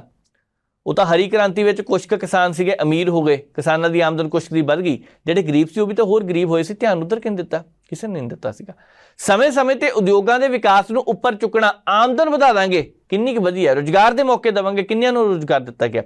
ਪੰਜਾਬ ਦੇ ਵਿੱਚ ਕੁਛ ਕੁ ਇੰਡਸਟਰੀ ਹੈਗੀਆਂ, ਚਾਹੇ ਉਹ ਟਰੈਕਟਰ ਬਣਾਉਣ ਨਾਲ ਸੰਬੰਧਿਤ ਹੋਣ, ਚਾਹੇ ਹੋਰ ਹੋਣ, ਉੱਥੇ ਰੁਜ਼ਗਾਰ ਹੈਗਾ। ਇਸ ਤਰ੍ਹਾਂ ਦੇ ਉਦਯੋਗ ਬਣਾਉਣ ਦੀ ਲੋੜ ਹੈ ਤਾਂ ਜੋ ਨੌਜਵਾਨਾਂ ਨੂੰ ਰੁਜ਼ਗਾਰ ਮਿਲ ਸਕੇ, ਇਲਾਕੇ ਦਾ ਵਿਕਾਸ ਹੋ ਸਕੇ। ਹੁਣ ਚਰਚਾ ਚੱਲਦੀ ਪਈ ਹੈ ਕਿ ਜਲੰਧਰ ਤੋਂ ਲੈ ਕੇ ਪਠਾਨਕੋਟ ਨੂੰ ਜਾਂਦੇ ਆ ਬਾਈਪਾਸ ਦੇ ਉੱਪਰ ਹੀ ਬਹੁਤ ਸਾਰੀਆਂ ਇੰਡਸਟਰੀ ਬਣ ਰਹੀਆਂ ਨੇ, ਕਿਉਂਕਿ ਅੰਮ੍ਰਿਤਸਰ ਵਾਲੇ ਪਾਸੇ ਜਾਂਦੇ ਹਨ ਹੁਣ ਉਹਨਾਂ ਨਹੀਂ ਪ੍ਰਭਾਵ ਪੈਂਦਾ ਪਿਆ ਜਿੰਨਾ ਇੱਧਰ ਨੂੰ ਪੈਂਦਾ। ਜੇਕਰ ਇੱਧਰਲੇ ਪਾਸੇ ਵਿਕਾਸ ਵੱਧਦਾ ਪਿਆ, ਪੂਰੇ ਪੰਜਾਬ 'ਚ ਵਿਕਾਸ ਵਧੇਗਾ। ਹਰਿਆਣਾ ਤਾਂ ਹੱਬ ਹੈ ਨਾ। ਹਰਿਆਣੇ ਦੇ ਵਿੱਚ ਕਰੋਨਾ ਕਾਲ ਦੇ ਦੌਰਾਨ ਕੋਈ ਕਹਿੰਦਾ ਛੋਟੀਆਂ ਮੋਟੀਆਂ ਵੱਡੀਆਂ ਸਾਰੀਆਂ ਕੰਪਨੀਆਂ ਮਿਲਾ ਕੇ 10,000 ਤੋਂ ਵੱਧ ਉਦਯੋਗ ਪ੍ਰਭਾਵਿਤ ਹੋਏ, ਉਹਦੇ ਵਿੱਚੋਂ ਹਜ਼ਾਰਾਂ ਦੀ ਗਿਣਤੀ, ਸੈਂਕੜੇ ਬੰਦ ਹੋ ਗਏ। ਤੇ ਜੇਕਰ ਉਹ ਬੰਦ ਹੋਏ ਸੀ, ਸਮਝਿਆ ਜਾਵੇ ਕਿਉਂ ਸੀਗਾ। ਉਦਯੋਗਾਂ ਵਾਲੇ ਕਹਿੰਦੇ ਵੀ ਸਾਨੂੰ ਬਿਜਲੀ ਸਸਤੀ ਚਾਹੀਦੀ ਹੈ, ਇੱਕ ਬਹੁਤ ਵੱਡੀ ਮੰਗ ਹੈ, ਕਿ ਉਹ ਮੰਗ ਨੂੰ ਪੂਰਾ ਕੀਤਾ ਜਾਵੇਗਾ ਜਾਂ ਨਹੀਂ। ਕੱਲ ਦੱਸਿਆ 3 ਪਲਾਂਟ ਲਗਾ ਕੇ ਦਿੱਤੇ ਜਾਣਗੇ ਅੰਮ੍ਰਿਤਸਰ ਵਿੱਚ। ਚਲੋ ਦੇਖਦੇ ਆ ਕਿੱਧਰ ਨੂੰ ਗੱਲ ਜਾਂਦੀ ਹੈ, ਪਰ ਇੰਨਾ ਜ਼ਰੂਰ ਹੈ ਕਿ ਇਸ ਵੇਲੇ ਇੰਨੀ ਜਲਦੀ ਅਸੀਂ ਚੀਜ਼ ਨੂੰ ਪਛਾੜ ਦਾਂਗੇ, ਥੋੜਾ ਜਿਹਾ ਲੱਗਦਾ ਕਿ ਕੰਮ ਔਖਾ, ਟਾਈਮ ਬਹੁਤ ਲੱਗ ਸਕਦਾ। ਹਾਂ, ਸੁਪਨੇ ਆ, ਚੰਗੀ ਗੱਲ, ਸੁਪਨੇ ਦੇਖਣੇ ਚਾਹੀਦੇ ਆ। ਅੱਗੇ ਚੱਲਦੇ ਹਾਂ, ਗੱਲ ਕਰਨੀ ਆ ਕਾਂਗਰਸ ਦੀ। ਪੰਜਾਬ ਦੇ ਵਿੱਚ ਇੱਕ ਪਾਸੇ ਕਾਂਗਰਸ ਵਿੱਚ ਜੋ ਕਾਟੋ ਕਲੇਸ਼ ਪਿਆ, ਖਤਮ ਹੋਣ ਦਾ ਨਾਂ ਨਹੀਂ ਲੈ ਰਿਹਾ। ਕੱਲ ਜਦੋਂ ਰਵਨੀਤ ਸਿੰਘ ਬਿੱਟੂ ਹੋਰਾਂ ਨੇ ਇਹ ਗੱਲ ਕਹੀ ਕਿ ਅਸਤੀਫੇ ਦੇ ਦਿਓ ਭਾਈ, ਜਿਹਨੂੰ ਲੱਗਦਾ ਪਿਆ ਕਿ ਸਹੀ ਨਹੀਂ ਚੱਲਦਾ ਪਿਆ ਕੰਮ, ਕਿਉਂਕਿ ਹਾਈ ਕਮਾਨ ਦੇ ਨਾਲ ਗੱਲਬਾਤ ਕਰਕੇ, ਵਿਚਾਰ ਚਰਚਾ ਕਰਕੇ ਹੀ ਉਹਨਾਂ ਨੇ ਇਹ ਬਿਆਨ ਦਿੱਤਾ ਹੋਣਾ। ਤੇ ਪੰਜਾਬ ਦੀ ਸਿਆਸਤ ਵਿੱਚ ਕੱਲ ਦੀ ਸੁੰਨ ਜਿਹੀ ਪਈ ਹੈ, ਖਾਸ ਕਰਕੇ ਕਾਂਗਰਸ ਦੀ ਪਾਰਟੀ ਵਿੱਚ ਕੋਈ ਕਿਸੇ ਦਾ ਬਿਆਨ ਨਹੀਂ ਆਇਆ। ਪਰ ਉੱਥੇ ਹੀ ਬਿਆਨ ਇੱਕ ਕਾਂਗਰਸ ਦੇ ਬਰਿੰਦਰ ਸਿੰਘ ਢਿੱਲੋਂ ਹੋਰਾਂ ਦਾ ਜ਼ਰੂਰ ਆ ਗਿਆ। ਹੁਣ ਢਿੱਲੋਂ ਸਾਹਿਬ ਕਹਿੰਦੇ ਨੇ, ਕਿਹੜੀਆਂ ਗੱਲਾਂ ਕਰਦੇ ਆ ਬਿੱਟੂ ਸਾਹਿਬ, ਗੱਠਜੋੜ ਤਾਂ ਤੁਹਾਡਾ ਹੈ ਨਾ, ਜੇ ਤੁਹਾਨੂੰ ਲੱਗਦਾ ਪਿਆ ਕਰ ਲਓ, ਕੀ ਕਰਨਾ ਤੁਸੀਂ। ਇਹ ਸਿੱਧੀਆਂ ਗੱਲਾਂ ਜਿਹੜੀਆਂ ਕਹੀਆਂ ਜਾਣ ਲੱਗ ਪਈਆਂ ਨੇ। ਇੱਥੋਂ ਇਹ ਤਾਂ ਨਹੀਂ ਲੱਗਦਾ ਪਿਆ ਕਿ ਕਾਂਗਰਸ ਕਿਤੇ ਕੱਲ੍ਹ ਨੂੰ ਮਿਲ ਕੇ ਰਹੇਗੀ। ਇਹ ਤਾਂ ਨਹੀਂ ਲੱਗਦਾ ਪਿਆ ਕਾਂਗਰਸ ਦੀਆਂ ਜਿਹੜੀਆਂ ਅੰਦਰ ਖਾਤੇ ਗੱਲਾਂ ਹੋਈਆਂ, ਜੇਕਰ ਹੌਲੀ ਹੌਲੀ ਬਾਹਰ ਆਉਣ ਲੱਗ ਪਈਆਂ ਤਾਂ ਨੁਕਸਾਨ ਕਿਹਦਾ ਹੋਣਾ, ਫਿਰ ਉਹਦਾ ਹੀ ਹੋਣਾ। ਇਸ ਵੇਲੇ ਕਾਂਗਰਸ ਦੀ ਜੋ ਸਥਿਤੀ ਚੱਲਦੀ ਪਈ ਹੈ, ਇਸ ਵੇਲੇ ਜਿਹੜੀ ਥਾਂ ਤੇ ਕਾਂਗਰਸ ਖੜੀ ਹੈ, ਮਿਲ ਕੇ ਚੱਲਣਾ ਪੈਣਾ। ਗੱਠਜੋੜ ਬਣਾਉਣ ਦੀ ਤਿਆਰੀ ਕੀਤੀ ਜਾ ਰਹੀ ਹੈ, ਪਰ ਗੱਠਜੋੜ ਤੋਂ ਪਹਿਲਾਂ ਹੀ ਪੰਜਾਬ ਕਾਂਗਰਸ ਵਿੱਚ ਖਿਲਾਰੇ ਪੈ ਸਕਦੇ ਨੇ। ਬਰਿੰਦਰ ਸਿੰਘ ਢਿੱਲੋਂ ਬੜੇ ਤੱਤੇ ਹੋਏ, ਕੱਲ ਸਖਤ ਸ਼ਬਦਾਂ ਦਾ ਇਸਤੇਮਾਲ ਉਹਨਾਂ ਨੇ ਰਵਨੀਤ ਸਿੰਘ ਬਿੱਟੂ ਨੂੰ ਲੈ ਕੇ ਕੀਤਾ। ਕਿਹੜੀਆਂ ਗੱਲਾਂ ਕਹੀਆਂ, ਪਹਿਲਾਂ ਇੱਕ ਨਜ਼ਰ ਉਧਰ ਮਾਰਦੇ ਹਾਂ।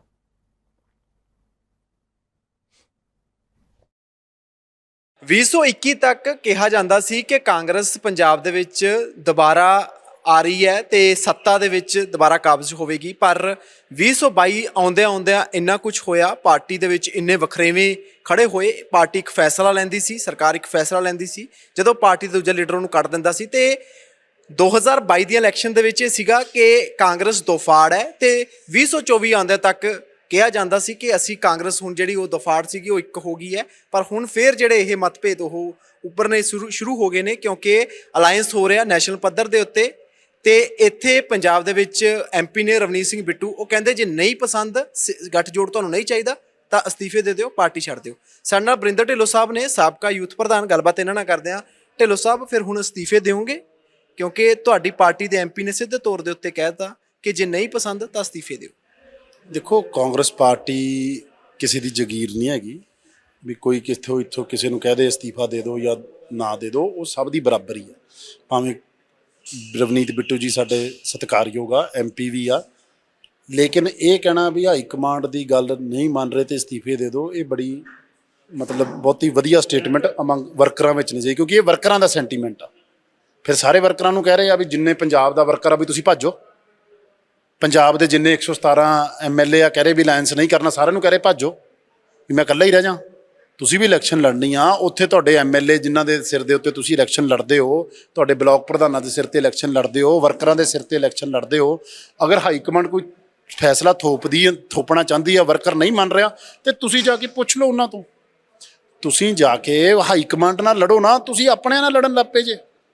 ਸੋ ਕਹਿਣ ਦਾ ਇਹ ਭਾਵ ਆ। ਔਰ ਅਗਰ ਉਹਨਾਂ ਨੂੰ ਜ਼ਿਆਦਾ ਕਾਹਲੀ ਆ, ਉਹ ਜਾ ਕੇ ਆਮ ਆਦਮੀ ਦੀ ਟਿਕਟ ਲੈ ਆਉਣ, ਜੇ ਇੰਨਾ ਉਹਨਾਂ ਨੂੰ ਹੈਗਾ ਵਾ ਵੀ ਉੱਧਰੋਂ ਹੀ ਲੈ ਲੈਣ, ਉਹਨਾਂ ਦੇ ਨਿੱਜੀ ਸੰਬੰਧ ਵੀ ਉੱਧਰ ਚੰਗੇ ਹੈਗੇ ਆ। ਸੋ ਇਸ ਕਰਕੇ ਇਹ ਗੱਲ ਕਹਿਣੀ ਵੀ ਤੁਸੀਂ ਛੱਡ ਦਿਓ, ਅਸੀਂ ਕਹਿ ਦਈਏ ਮੈਂ ਚੰਗਾ ਲੱਗਦਾ ਇਹ ਗੱਲ ਕਹਿੰਦਾ, ਮੈਨੂੰ ਮੈਂ ਕਹਿਣਾ ਨਹੀਂ ਚਾਹੁੰਦਾ ਵੀ ਉਹਨਾਂ ਨੂੰ ਮੈਂ ਕਹਿੰਦਾ ਵੀ ਤੁਸੀਂ ਯਾਰ ਫਿਰ ਆਮ ਆਦਮੀ ਤੋਂ ਟਿਕਟ ਲੈ ਲਓ ਜੇ ਤੁਸੀਂ ਜ਼ਿਆਦਾ ਅਲਾਂਸ ਦੇ ਚਾਹਵਾਨ ਹੋ। ਕੋਈ ਵੀ ਲੀਡਰ ਹੈ ਉਹ ਗਿਣਤੀ ਮਿੰਤੀ ਕਰਦਾ, ਸ਼ਾਇਦ ਬਿੱਟੂ ਸਾਹਿਬ ਨੇ ਗਿਣਤੀ ਮਿੰਤੀ ਕਰੀ ਹੋਏਗੀ, ਹਿਸਾਬ ਲਾਇਆ ਹੋਏਗਾ ਵੀ ਜੇ ਮੰਨ ਲਓ ਲੁਧਿਆਣੇ ਤੋਂ ਮੈਨੂੰ ਦੁਬਾਰਾ ਟਿਕਟ ਮਿਲਦੀ ਹੈ, ਕਾਂਗਰਸ ਪਾਰਟੀ ਇਹ ਸੀਟ ਕਾਂਗਰਸ ਪਾਰਟੀ ਨੂੰ ਛੱਡੀ ਜਾਂਦੀ ਹੈ ਜਾਂ ਫਿਰ ਕਿਤੋਂ ਹੋਰ ਵੀ ਲੜਦੇ ਨੇ, ਤਾਂ ਮੈਨੂੰ ਇੱਥੋਂ ਜਿੱਤ ਮਿਲ ਸਕਦੀ ਹੈ, ਤਾਂ ਹੀ ਕੋਈ ਲੀਡਰ ਏਡੀ ਵੱਡੀ ਸਟੇਟਮੈਂਟ ਦਿੰਦਾ ਹੁੰਦਾ, ਬਿਨਾਂ ਉਸ ਤੋਂ ਤਾਂ ਕੁਝ ਨਹੀਂ ਹੋ ਸਕਦਾ। ਦੇਖੋ ਵੱਡੀ ਗੱਲ ਇਹ ਆ, ਸਾਫ਼ ਸਪਸ਼ਟ ਇਹ ਗੱਲ ਆ ਇਹਦੇ ਵਿੱਚ ਕਲੈਰਿਟੀ ਦੇ ਨਾਲ ਵੀ ਉਹ 3 ਵਾਰ ਜਿੱਤ ਚੁੱਕੇ ਆ, MP ਆ, ਉਹਨਾਂ ਦੀ ਗੱਲ ਦਾ ਵਜਨ ਆ। ਲੇਕਿਨ ਵਰਕਰਾਂ ਦਾ ਸੈਂਟੀਮੈਂਟ, ਗਿਣਤੀਆਂ ਮਿਣਤੀਆਂ ਤਾਂ ਸਾਰੇ ਹੀ ਲਾ ਲੈਂਦੇ, ਕਿਸੇ ਨੂੰ ਨਹੀਂ ਪਤਾ ਹੁੰਦਾ ਵੀ ਅਗਲੀ ਵਾਰ ਕਿੰਨੇ ਚੁਣਾਵ ਲੜਨਾ, ਤਾਂ ਹੀ ਇੰਨੀ ਮਿਹਨਤ ਕਰੀਦੀ, ਤਾਂ ਹੀ ਸਾਰਾ ਕੁਝ ਕਰੀਦਾ। ਇਹ ਤਾਂ ਹਾਲੇ ਚੁਣਾਵ ਸ਼ੁਰੂ ਨਹੀਂ ਹੋਇਆ, ਹਾਲੇ ਤਾਂ ਟਿਕਟਾਂ ਵੀ ਨਹੀਂ ਡਿਸਾਈਡ ਹੋਈਆਂ ਕਿੰਨੇ ਕਿੱਥੋਂ ਲੜਨਾ। ਅਸੀਂ ਪਹਿਲਾਂ ਹੀ ਕਾਹਨੂੰ ਇਹ ਮਤਲਬ ਮਸਲਾ ਬਣਾ ਕੇ ਖੜ ਗਏ ਹਾਂ। ਅੱਜ ਦੇ ਸਮੇਂ 'ਚ ਜਦੋਂ ਅਲਾਇੰਸ ਹੋਣਾ ਹੋਊਗਾ ਜਾਂ ਨਹੀਂ ਹੋਣਾ ਹੋਊਗਾ, ਜਾਂ ਜੋ ਵੀ ਇਹਦਾ ਫੈਸਲਾ ਹੋਊਗਾ, ਹਾਈ ਕਮਾਂਡ ਨੂੰ ਤਾਂ ਕਹਿ ਲੈਣ ਦਿਓ। ਹਾਈ ਕਮਾਂਡ ਨੇ ਤਾਂ ਹਾਲੇ ਤੱਕ ਨਹੀਂ ਕਿਹਾ। ਅਗਰ ਉੱਥੇ ਇਕੱਠੇ ਬਹਿ ਰਹੇ ਆ, ਇਹਦਾ ਇਹ ਮਤਲਬ ਥੋੜ੍ਹਾ ਵੀ ਉਹ CPI ਤੇ ਆਪਣਾ ਕੇਰਲਾ ਦੇ ਵਿੱਚ ਵੀ ਇਕੱਠੇ ਹੁੰਦੇ, ਸਟੇਟ ਦੇ ਵਿੱਚ ਅਲਾਇੰਸ ਨਹੀਂ ਹੈਗਾ। ਤੁਸੀਂ ਤੇ ਸਟੇਟ 'ਚ ਤੁਸੀਂ ਪ੍ਰਿੰਸੀਪਲ ਆਪੋਜੀਸ਼ਨ ਪਾਰਟੀ ਔਰ ਉਹ ਸਰਕਾਰ 'ਚ, ਉੱਥੇ ਅਲਾਇੰਸ ਪੋਸੀਬਲ ਹੀ ਨਹੀਂ, ਜਿਵੇਂ ਕੇਰਲਾ 'ਚ ਪੋਸੀਬਲ ਨਹੀਂ ਆ ਉਵੇਂ ਪੰਜਾਬ 'ਚ ਪੋਸੀਬਲ ਨਹੀਂ ਹੋ ਸਕਦਾ। ਠੀਕ ਆ, ਤੁਸੀਂ ਆਪਣਾ ਨੈਸ਼ਨਲ ਲੈਵਲ 'ਤੇ ਕਰਨਾ, ਤੁਸੀਂ ਕਰ ਲਓ, ਜਦੋਂ BJP ਦੀ ਗੱਲ ਆਊਗੀ ਅਸੀਂ ਸਾਰੇ ਇਕੱਠੇ ਹੋ ਜਾਵਾਂਗੇ ਉੱਥੇ। ਲੇਕਿਨ ਸਟੇਟ ਦੇ ਵਿੱਚ BJP ਹੈ ਹੀ ਨਹੀਂ। ਜਦੋਂ ਇੱਥੇ BJP ਨਹੀਂ ਹੈਗੀ ਤੇ ਇੱਥੇ BJP ਦੇ ਖਿਲਾਫ ਜਾਂ ਤਾਂ BJP ਦੀ ਕੋਈ ਆਧਾਰ ਹੋਵੇ ਵੀ BJP ਇੱਥੇ ਬਹੁਤ ਸੀਟਾਂ ਜਿੱਤ ਰਹੀ ਹੋਵੇ ਵੀ ਚਲੋ ਯਾਰ ਫਿਰ ਇਕੱਠੇ ਹੋਣ ਦੀ ਦੌਰ ਆ। ਆਲਰੇਡੀ ਤੁਹਾਡੀ BJP ਹੈ ਨਹੀਂ, ਤੁਸੀਂ ਸਰਕਾਰ 'ਚੋਂ ਆਮ ਆਦਮੀ ਪਾਰਟੀ, ਅਸੀਂ ਪ੍ਰਿੰਸੀਪਲ ਆਪੋਜੀਸ਼ਨ ਪਾਰਟੀ, ਇਹਨਾਂ 'ਚ ਸੀਟਾਂ ਰਹਿਣਗੀਆਂ ਜਾਂ ਕੋਈ ਤੀਜੀ ਧਿਰ ਆ ਕੇ ਬਾਹਰੋਂ ਆ ਕੇ ਕੋਈ ਬਹੁਤੀ ਜ਼ਿਆਦਾ ਇੱਥੇ ਇਲੈਕਸ਼ਨ ਦੇ ਵਿੱਚ ਆਪਣਾ ਕੀ ਕਹਿੰਦੇ ਆ ਕੇ ਕੋਈ ਨਵਾਂ ਕਰ ਦਿੰਦੇ। ਸੋ ਫਿਰ ਪੰਜਾਬ 'ਚ ਅਲਾਇੰਸ ਦੀ ਲੋੜ ਕੀ ਹੈ? ਰੋਕਣਾ ਤਾਂ BJP ਨੂੰ ਆ ਨਾ। ਅਲਾਇੰਸ ਅਸੀਂ ਇਹਨਾਂ ਨਾਲ ਸਮਝੌਤਾ ਇਸ ਕਰਕੇ ਤਾਂ ਨਹੀਂ ਕਰਨਾ ਨਾ, ਅਸੀਂ ਤਾਂ ਇਹ ਕਹਿੰਦੇ ਵੀ BJP ਨੂੰ ਰੋਕਣ ਵਾਸਤੇ ਅਸੀਂ ਇਕੱਠੇ ਹੋ ਜਾਈਏ। ਜਦੋਂ ਇੱਥੇ BJP ਹੈ ਨਹੀਂ, ਫਿਰ ਇੱਥੇ ਅਲਾਇੰਸ ਦੀ ਕੀ ਲੋੜ ਆ? ਦੱਸੋ, ਤੁਹਾਡੀ ਪਾਰਟੀ ਸਿੱਧੇ ਤੌਰ ਤੇ ਉੱਤੇ ਕਹਿ ਰਹੀ ਹੈ, ਖੜਗੇ ਸਾਹਿਬ ਨੇ ਵੀ ਇਹ ਸਟੇਟਮੈਂਟ ਦਿੱਤੀ ਹੈ, ਰਾਹੁਲ ਗਾਂਧੀ ਸਾਹਿਬ ਨੇ ਵੀ ਦਿੱਤੀ ਹੈ, ਉਹ ਕਹਿੰਦੇ ਕਿ ਅਲਾਇੰਸ ਹੋ ਗਿਆ, ਅਸੀਂ ਇਕੱਠੇ ਹਾਂ, ਜੇ ਸਾਨੂੰ ਸੀਟਾਂ ਕੋਈ ਛੱਡਣੀਆਂ ਵੀ ਪਈਆਂ ਉਹ ਅਸੀਂ ਛੱਡ ਦਿਆਂਗੇ, ਕੋਈ ਪ੍ਰੋਬਲਮ ਨਹੀਂ ਹੈਗੀ। ਸਾਨੂੰ ਅਲਾਇੰਸ ਬਚਣਾ ਚਾਹੀਦਾ, ਦੇਸ਼ ਬਚਣਾ ਚਾਹੀਦਾ, ਸੰਵਿਧਾਨ ਬਚਣਾ ਚਾਹੀਦਾ, ਲੋਕਤੰਤਰ ਬਚਣਾ ਚਾਹੀਦਾ। ਅਸੀਂ ਵੀ ਕਹਿੰਦੇ ਦੇਸ਼ ਬਚਣਾ ਚਾਹੀਦਾ, ਲੇਕਿਨ ਦੇਸ਼ ਆਮ ਆਦਮੀ ਪਾਰਟੀ ਕਿਵੇਂ ਬਚਾ ਲੂਗੀ? ਫਿਰ ਆਮ ਆਦਮੀ ਪਾਰਟੀ ਦੀ ਵੀ ਜ਼ਿੰਮੇਵਾਰੀ ਬਣਦੀ ਆ ਨਾ ਦੇਸ਼ ਬਚਾਉਣ ਦੀ, ਸਾਰਿਆਂ ਦੀ ਜ਼ਿੰਮੇਵਾਰੀ ਸਾਂਝੀ ਬਣਦੀ ਆ। ਅਸੀਂ ਕਹਿੰਦੇ ਹਾਂ ਦਿੱਲੀ 'ਚ ਅਲਾਇੰਸ ਹੋਊਗਾ, ਜੀ ਸਦਕੇ ਹੋ ਜੇ, ਮੱਧ ਪ੍ਰਦੇਸ਼ 'ਚ ਅਲਾਇੰਸ ਹੋਊਗਾ, ਰਾਜਸਥਾਨ 'ਚ ਹੋ ਜਾਊਗਾ, ਸਾਰੀ ਜਗ੍ਹਾ ਅਲਾਇੰਸ ਹੋ ਜੇ। ਇੱਥੇ ਪ੍ਰੈਕਟੀਕਲੀ ਪੋਸੀਬਿਲਿਟੀ ਅਲਾਇੰਸ ਦੀ ਹੋਣ ਦਾ ਮਤਲਬ ਆ ਵੀ ਕਾਂਗਰਸ ਪਾਰਟੀ ਨੂੰ ਨੁਕਸਾਨ ਕਰਨਾ। ਅਸੀਂ ਪਾਰਟੀ ਨੂੰ ਨੁਕਸਾਨ ਨਹੀਂ ਹੋਣ ਦੇਣਾ ਚਾਹੁੰਦੇ। ਹੁਣ ਇਹ ਬੜੀ ਕੰਪਲੈਕਸ ਜੀ ਗੱਲ ਆ, ਮੈਂ ਬਾਰ-ਬਾਰ ਕਹਿ ਰਿਹਾ, ਬੜੀ ਗੁੰਝਲਦਾਰ ਗੱਲ ਆ, ਜਿਹਦੇ ਆਉਣ ਵਾਲੇ ਸਮੇਂ 'ਚ ਤੁਹਾਨੂੰ ਕਲੈਰਿਟੀਆਂ ਹੋ ਜਾਣਗੀਆਂ। ਲੇਕਿਨ ਅੱਜ ਦੇ ਸਮੇਂ 'ਚ ਪਾਰਟੀ ਔਰ ਵਰਕਰਾਂ ਦਾ ਇੱਕ ਸੈਂਟੀਮੈਂਟ ਆ ਵੀ ਅਲਾਇੰਸ ਨਾ ਕਰੋ, ਨਾ ਇਹਦੀ ਗੱਲ ਕਰੋ। ਇਹ ਕੱਲ੍ਹ ਵੀ ਆਪਣਾ ਭਗਵੰਤ ਮਾਨ ਉੱਥੇ ਬਿਆਨ ਦੇ ਕੇ ਆਇਆ, ਰਾਜਾ ਵੜਿੰਗ ਜੀ ਦੇ ਖਿਲਾਫ ਬੋਲ ਕੇ ਆਇਆ ਵੀ ਇਹ ਆਪਣਾ ਕੀ ਕਹਿੰਦੇ, ਮੈਂ ਬੱਸਾਂ ਦੀ ਬਾਡੀਆਂ ਦੇ ਬਾਰੇ ਬੋਲ ਕੇ ਆਇਆ। ਤੁਸੀਂ ਸਾਡੇ ਪ੍ਰਧਾਨ ਬਾਰੇ ਬੋਲ ਰਹੇ ਹੋ, ਤੁਸੀਂ ਸਾਡੇ ਮੰਤਰੀਆਂ ਬਾਰੇ ਬੋਲ ਰਹੇ ਹੋ, ਸਾਬਕਾ ਮੰਤਰੀਆਂ ਬਾਰੇ। ਤੁਸੀਂ ਕਿਸੇ ਨੂੰ ਬਖਸ਼ ਨਹੀਂ ਰਹੇ। ਇਹਨਾਂ ਨਾਲ ਅਲਾਇੰਸ ਕਰਨਾ ਮਤਲਬ ਇੰਨਾ ਆਪਾਂ ਥੱਲੇ ਡਿੱਗ ਕੇ ਨਹੀਂ ਕਰੋ ਯਾਰ ਅਲਾਇੰਸ। ਜੋ ਸੀਟਾਂ ਮੰਨ ਲਓ ਇਹਨਾਂ ਦੇ ਕਹਿੰਦੇ ਵੀ ਹਾਲ ਤਾਂ ਸੀਟ ਸ਼ੇਅਰਿੰਗ ਦਾ ਵੀ ਸਾਹਮਣੇ ਨਹੀਂ ਆਇਆ, ਅਸੀਂ ਪਹਿਲਾਂ ਹੀ ਕਾਲੇ ਪਏ ਹੋਏ ਹਾਂ। ਉਹ ਤਾਂ ਇਹੀ ਗੱਲ ਹੋ ਗਈ ਵੀ ਆਪਣਾ ਕਹਿੰਦੇ 2 ਮੁੰਡੇ ਕੁੜੀ 'ਚ ਵਿਆਹ ਧਰਿਆ ਵਾ, ਤੇ ਹਾਲੇ ਨਾ ਕੁੜੀ ਵਾਲਿਆਂ ਦਾ ਪਤਾ, ਨਾ ਕੁੜੀ ਵਾਲਿਆਂ ਦੇ ਮਾਂ ਪਿਓ ਰਾਜੀ, ਨਾ ਇੱਧਰ ਮੁੰਡੇ ਵਾਲਿਆਂ ਦੇ ਮਾਂ ਪਿਓ ਰਾਜੀ। ਮੁੰਡਾ ਹੀ ਇਕੱਲਾ ਜ਼ਿਆਦਾ ਕਾਲਾ ਪਿਆ ਵਾ ਵੀ ਮੈਨੂੰ ਸਿਹਰਾ ਬਣ ਕੇ ਮੈਨੂੰ ਗੇੜਾ ਦਵਾ ਦਿਓ ਦਵਾ। ਵੀ ਭਾਈ ਜਿਹਦੇ ਨਾਲ ਤੇਰਾ ਰਿਸ਼ਤਾ ਹੋਣਾ ਉਹਨਾਂ ਤੋਂ ਤਾਂ 3 ਮੀਟਿੰਗਾਂ ਹੋ ਗਈਆਂ। ਮੈਂ ਤਾਂ ਕਹਿਣਾ ਵਿਚੋਲਿਆਂ ਦੀ ਜਿੰਨੀ ਮਰਜ਼ੀ ਮੀਟਿੰਗਾਂ ਹੋਣਾ, ਕੁੜੀ ਵਾਲੇ ਵੀ ਰਾਜੀ ਕਰ ਲਓ। ਭਗਵੰਤ ਮਾਨ ਰਾਜੀ ਆ ਪੰਜਾਬ 'ਚ ਅਲਾਇੰਸ ਨੂੰ? ਭਗਵੰਤ ਮਾਨ ਵੀ ਕਹਿੰਦਾ ਨਾ ਅਸੀਂ 13 ਲੜਨ ਨੂੰ ਸક્ષਮ, ਹਾਲੇ ਕੀ ਦੱਬੀ ਆਵਾਜ਼ 'ਚ ਕਹਿੰਦੇ ਆ। ਉਧਰੋਂ ਆਪਣੇ ਕਹਿੰਦੇ ਹਰਪਾਲ ਚੀਮਾ ਸਾਹਿਬ ਤਾਂ ਕਹਿੰਦੇ ਨੇ ਕਿ ਅਸੀਂ ਲੜਨਾ ਚਾਹੀਦਾ, ਜੇ ਲੜਦੇ ਆ ਇਕੱਠੇ 13 ਦੀਆਂ 13 ਸੀਟਾਂ ਜਿੱਤ ਜਾਾਂਗੇ, ਵੱਡੀ ਸਟੇਟਮੈਂਟ ਉਹਨਾਂ ਨੇ। ਵੈਸੇ ਵੀ 13 ਹੀ ਜਿੱਤਨੇ ਆ, ਵੈਸੇ ਵੀ 13 ਹੀ ਜਿੱਤਦੇ ਆ, ਜਦੋਂ ਕੋਈ ਹੋਰ ਹੈ ਨਹੀਂ ਤੇ ਫਿਰ ਉਹਦੇ ਨਾਲ ਵੱਖਰਾ ਵੱਖਰਾ ਕੀ ਇਹ ਲੋਕਾਂ ਦੇ ਅੱਗੇ ਡਰਾਮਾ ਨਾ ਕਰੀਏ। ਅਸੀਂ ਲੋਕਾਂ ਨੂੰ ਕਿਵੇਂ ਸਮਝਾਵਾਂਗੇ? ਚਲੋ ਮੈਨੂੰ ਐ ਸਮਝਾ ਦਿਓ, ਲੋਕਾਂ ਨੂੰ ਕੀ ਸਮਝਾਵਾਂਗੇ ਵੀ ਅਸੀਂ ਨੈਸ਼ਨਲ ਲੈਵਲ ਦੇ ਉੱਤੇ ਇੱਥੇ ਅਲਾਇੰਸ ਜਿਹੜਾ ਵਾ, ਜਦੋਂ ਤੁਸੀਂ ਉਹ ਵਰਕਰਾਂ ਨੂੰ ਕੀ ਸਮਝਾਵਾਂਗੇ? ਉਹ ਕਹਿੰਦੇ ਯਾਰ ਤੁਸੀਂ ਸਾਡੇ ਕੱਪੜੇ ਪੜਵਾਉਣ ਨੂੰ ਰੱਖਿਆ ਹੋਇਆ, ਸਾਨੂੰ ਪਰਚੇ ਕਰਾਈ ਜਾਂਦੇ, ਤੁਸੀਂ ਇਹਨਾਂ ਨੂੰ ਕਹਿੰਦੇ ਇਹਨਾਂ ਨਾਲ ਰਲ ਕੇ ਵੋਟਾਂ ਪਾ ਦਿਓ। ਇਹ ਪੋਸੀਬਿਲਿਟੀ ਬਹੁਤ ਔਖੀ ਆ। ਮੈਂ ਤੁਹਾਨੂੰ ਸਾਫ਼ ਸਪਸ਼ਟ ਕਹਿਤਾ, ਦੇਖੋ ਸਾਡੀ ਸੀਟ ਦਾ ਵੈਸੇ ਮਨੀਸ਼ ਤਿਵਾੜੀ ਜੀ ਆ, ਸਾਡੇ ਤਾਂ ਇੱਥੋਂ ਉਹਨਾਂ ਨੂੰ ਟਿਕਟ ਮਿਲਦੀ ਆ ਤੇ ਬੜੀ ਵਧੀਆ ਗੱਲ ਆ। ਅਗਰ ਆਮ ਆਦਮੀ ਪਾਰਟੀ ਅਲਾਇੰਸ ਦੇ ਵਿੱਚ ਕਿਸੇ ਟਿਕਟ ਮਿਲੀ, ਅਸੀਂ ਇਹਨਾਂ ਦੀ ਮੱਤ ਨਹੀਂ ਕਰ ਸਕਦੇ। ਆ ਸਾਡੇ ਵਰਕਰਾਂ ਨੇ ਮੱਤ ਨਹੀਂ ਕਰਨੀ, ਅਸੀਂ ਆਪਣੇ ਵਰਕਰਾਂ ਦੇ ਸਿਰ ਤੇ ਆਣਾ। ਨਿੱਜੀ ਤੌਰ ਦੇ ਉੱਤੇ ਕਹਿ ਰਹੇ ਹੋ ਜਾਂ ਫਿਰ ਪਾਰਟੀ ਦਾ ਫੈਸਲਾ? ਮੈਂ ਨਿੱਜੀ ਤੌਰ ਤੇ ਕਹਿ ਰਿਹਾ। ਮੈਂ ਮੈਨੂੰ ਦੱਸੋ ਮੈਂ ਕਿਵੇਂ ਵਰਕਰਾਂ ਨੂੰ ਕਨਵਿੰਸ ਕਰ ਲੂੰਗਾ? ਮੰਨਣਾ ਹੀ ਨਹੀਂ ਕਿਸੇ ਨੇ, ਸਾਨੂੰ ਜੁੱਤੀਆਂ ਮਾਰਨਗੇ ਵੀ ਯਾਰ ਤੁਸੀਂ ਇਹ ਸਾਡੇ ਨਾਲ ਧੱਕੇ ਕਰਦੇ, ਤੁਸੀਂ ਸਾਨੂੰ ਇਹਨਾਂ ਨੂੰ ਵੋਟਾਂ ਪਵਾਈ ਜਾਂਦੇ। ਆਖਰੀ ਸਵਾਲ ਹੈ, ਪਾਰਟੀ ਤੁਹਾਡੀ ਪੋਜੀਸ਼ਨ ਹਾਸੋਹੀਣੀ ਨਾ ਬਣਾ ਦੇ। ਜੇ ਉਹ ਕਹੇ, ਤੁਹਾਡੀ ਹਾਈ ਕਮਾਂਡ ਕਹੇ ਕਿ ਚੁੱਪ ਕਰਕੇ ਇੱਥੇ ਬੈਠੋ, ਸਟੇਜ ਵੀ ਸਾਂਝੀ ਕਰੋ, ਇਹਨਾਂ ਦੇ ਨਾਲ ਤੁਰੋ, ਇਹਨਾਂ ਦੇ ਹੱਕ ਦੇ ਵਿੱਚ ਬੋਲੋ, ਤੇ ਤੁਸੀਂ ਬੋਲੋਗੇ, ਪ੍ਰਚਾਰ ਕਰੋਗੇ? ਨਹੀਂ, ਮੈਂ ਤਾਂ ਨਹੀਂ ਬੋਲਦਾ ਜੀ, ਮੈਂ ਤਾਂ ਕਲੀਅਰ ਕਹਿ ਰਿਹਾ, ਨਾ ਮੈਂ ਅੱਜ ਬੋਲਾਂ ਨਾ ਮੈਂ ਕੱਲ੍ਹ ਬੋਲਾਂ, ਨਾ ਇਹਨਾਂ ਦੇ ਹੱਕ ਵਿੱਚ ਅੱਜ ਪ੍ਰਚਾਰ ਕਰੀਏ ਨਾ ਇਹਨਾਂ ਦੇ ਹੱਕ ਵਿੱਚ ਕੱਲ੍ਹ ਪ੍ਰਚਾਰ ਕਰੀਏ। ਮੇਰੇ ਕੋਲ ਰੋਪੜ ਹਲਕਾ ਹੈਗਾ, ਮੇਰੀ ਉੱਥੋਂ ਦੀ ਜ਼ਿੰਮੇਵਾਰੀ ਆ। ਮੈਂ ਤਾਂ ਕਿਤੇ ਉੱਥੇ 1% ਇਹਨਾਂ ਦੇ ਹੱਕ ਵਿੱਚ ਕਿਤੇ ਨਹੀਂ ਬੋਲੂੰਗਾ, ਨਾ ਮੈਂ ਕਿਤੇ ਹੋਰ ਜਾਊਂਗਾ, ਨਾ ਮੇਰੇ ਕੋਈ ਏਡੀ ਹੈਸੀਅਤ ਹੈਗੀ ਆ ਵੀ ਮੈਂ ਇਹਨਾਂ ਦੇ ਹੱਕ ਦੇ ਵਿੱਚ ਪ੍ਰਚਾਰ ਕਰਕੇ ਕੋਈ ਬਹੁਤ ਇਹਨਾਂ ਨੂੰ ਫਾਇਦਾ ਕਰ ਦੂੰਗਾ। ਆਪਾਂ ਨੂੰ ਬੜੀ ਕਲੈਰਿਟੀ ਆ, ਆਪਣੇ ਦਿਮਾਗ 'ਚ ਬੜੀ ਕਲੈਰਿਟੀ ਆ, ਇਹਨਾਂ ਨਾਲ ਕੋਈ ਅਲਾਇੰਸ ਨਹੀਂ ਹੋ ਸਕਦਾ, ਇਹਨਾਂ ਨਾਲ ਕੋਈ ਸਮਝੌਤਾ ਨਹੀਂ ਹੋ ਸਕਦਾ, ਜੋ ਮਰਜ਼ੀ ਹੋ ਜੇ ਇਹਨਾਂ ਨਾਲ ਕੁਝ ਨਹੀਂ ਹੋ ਸਕਦਾ।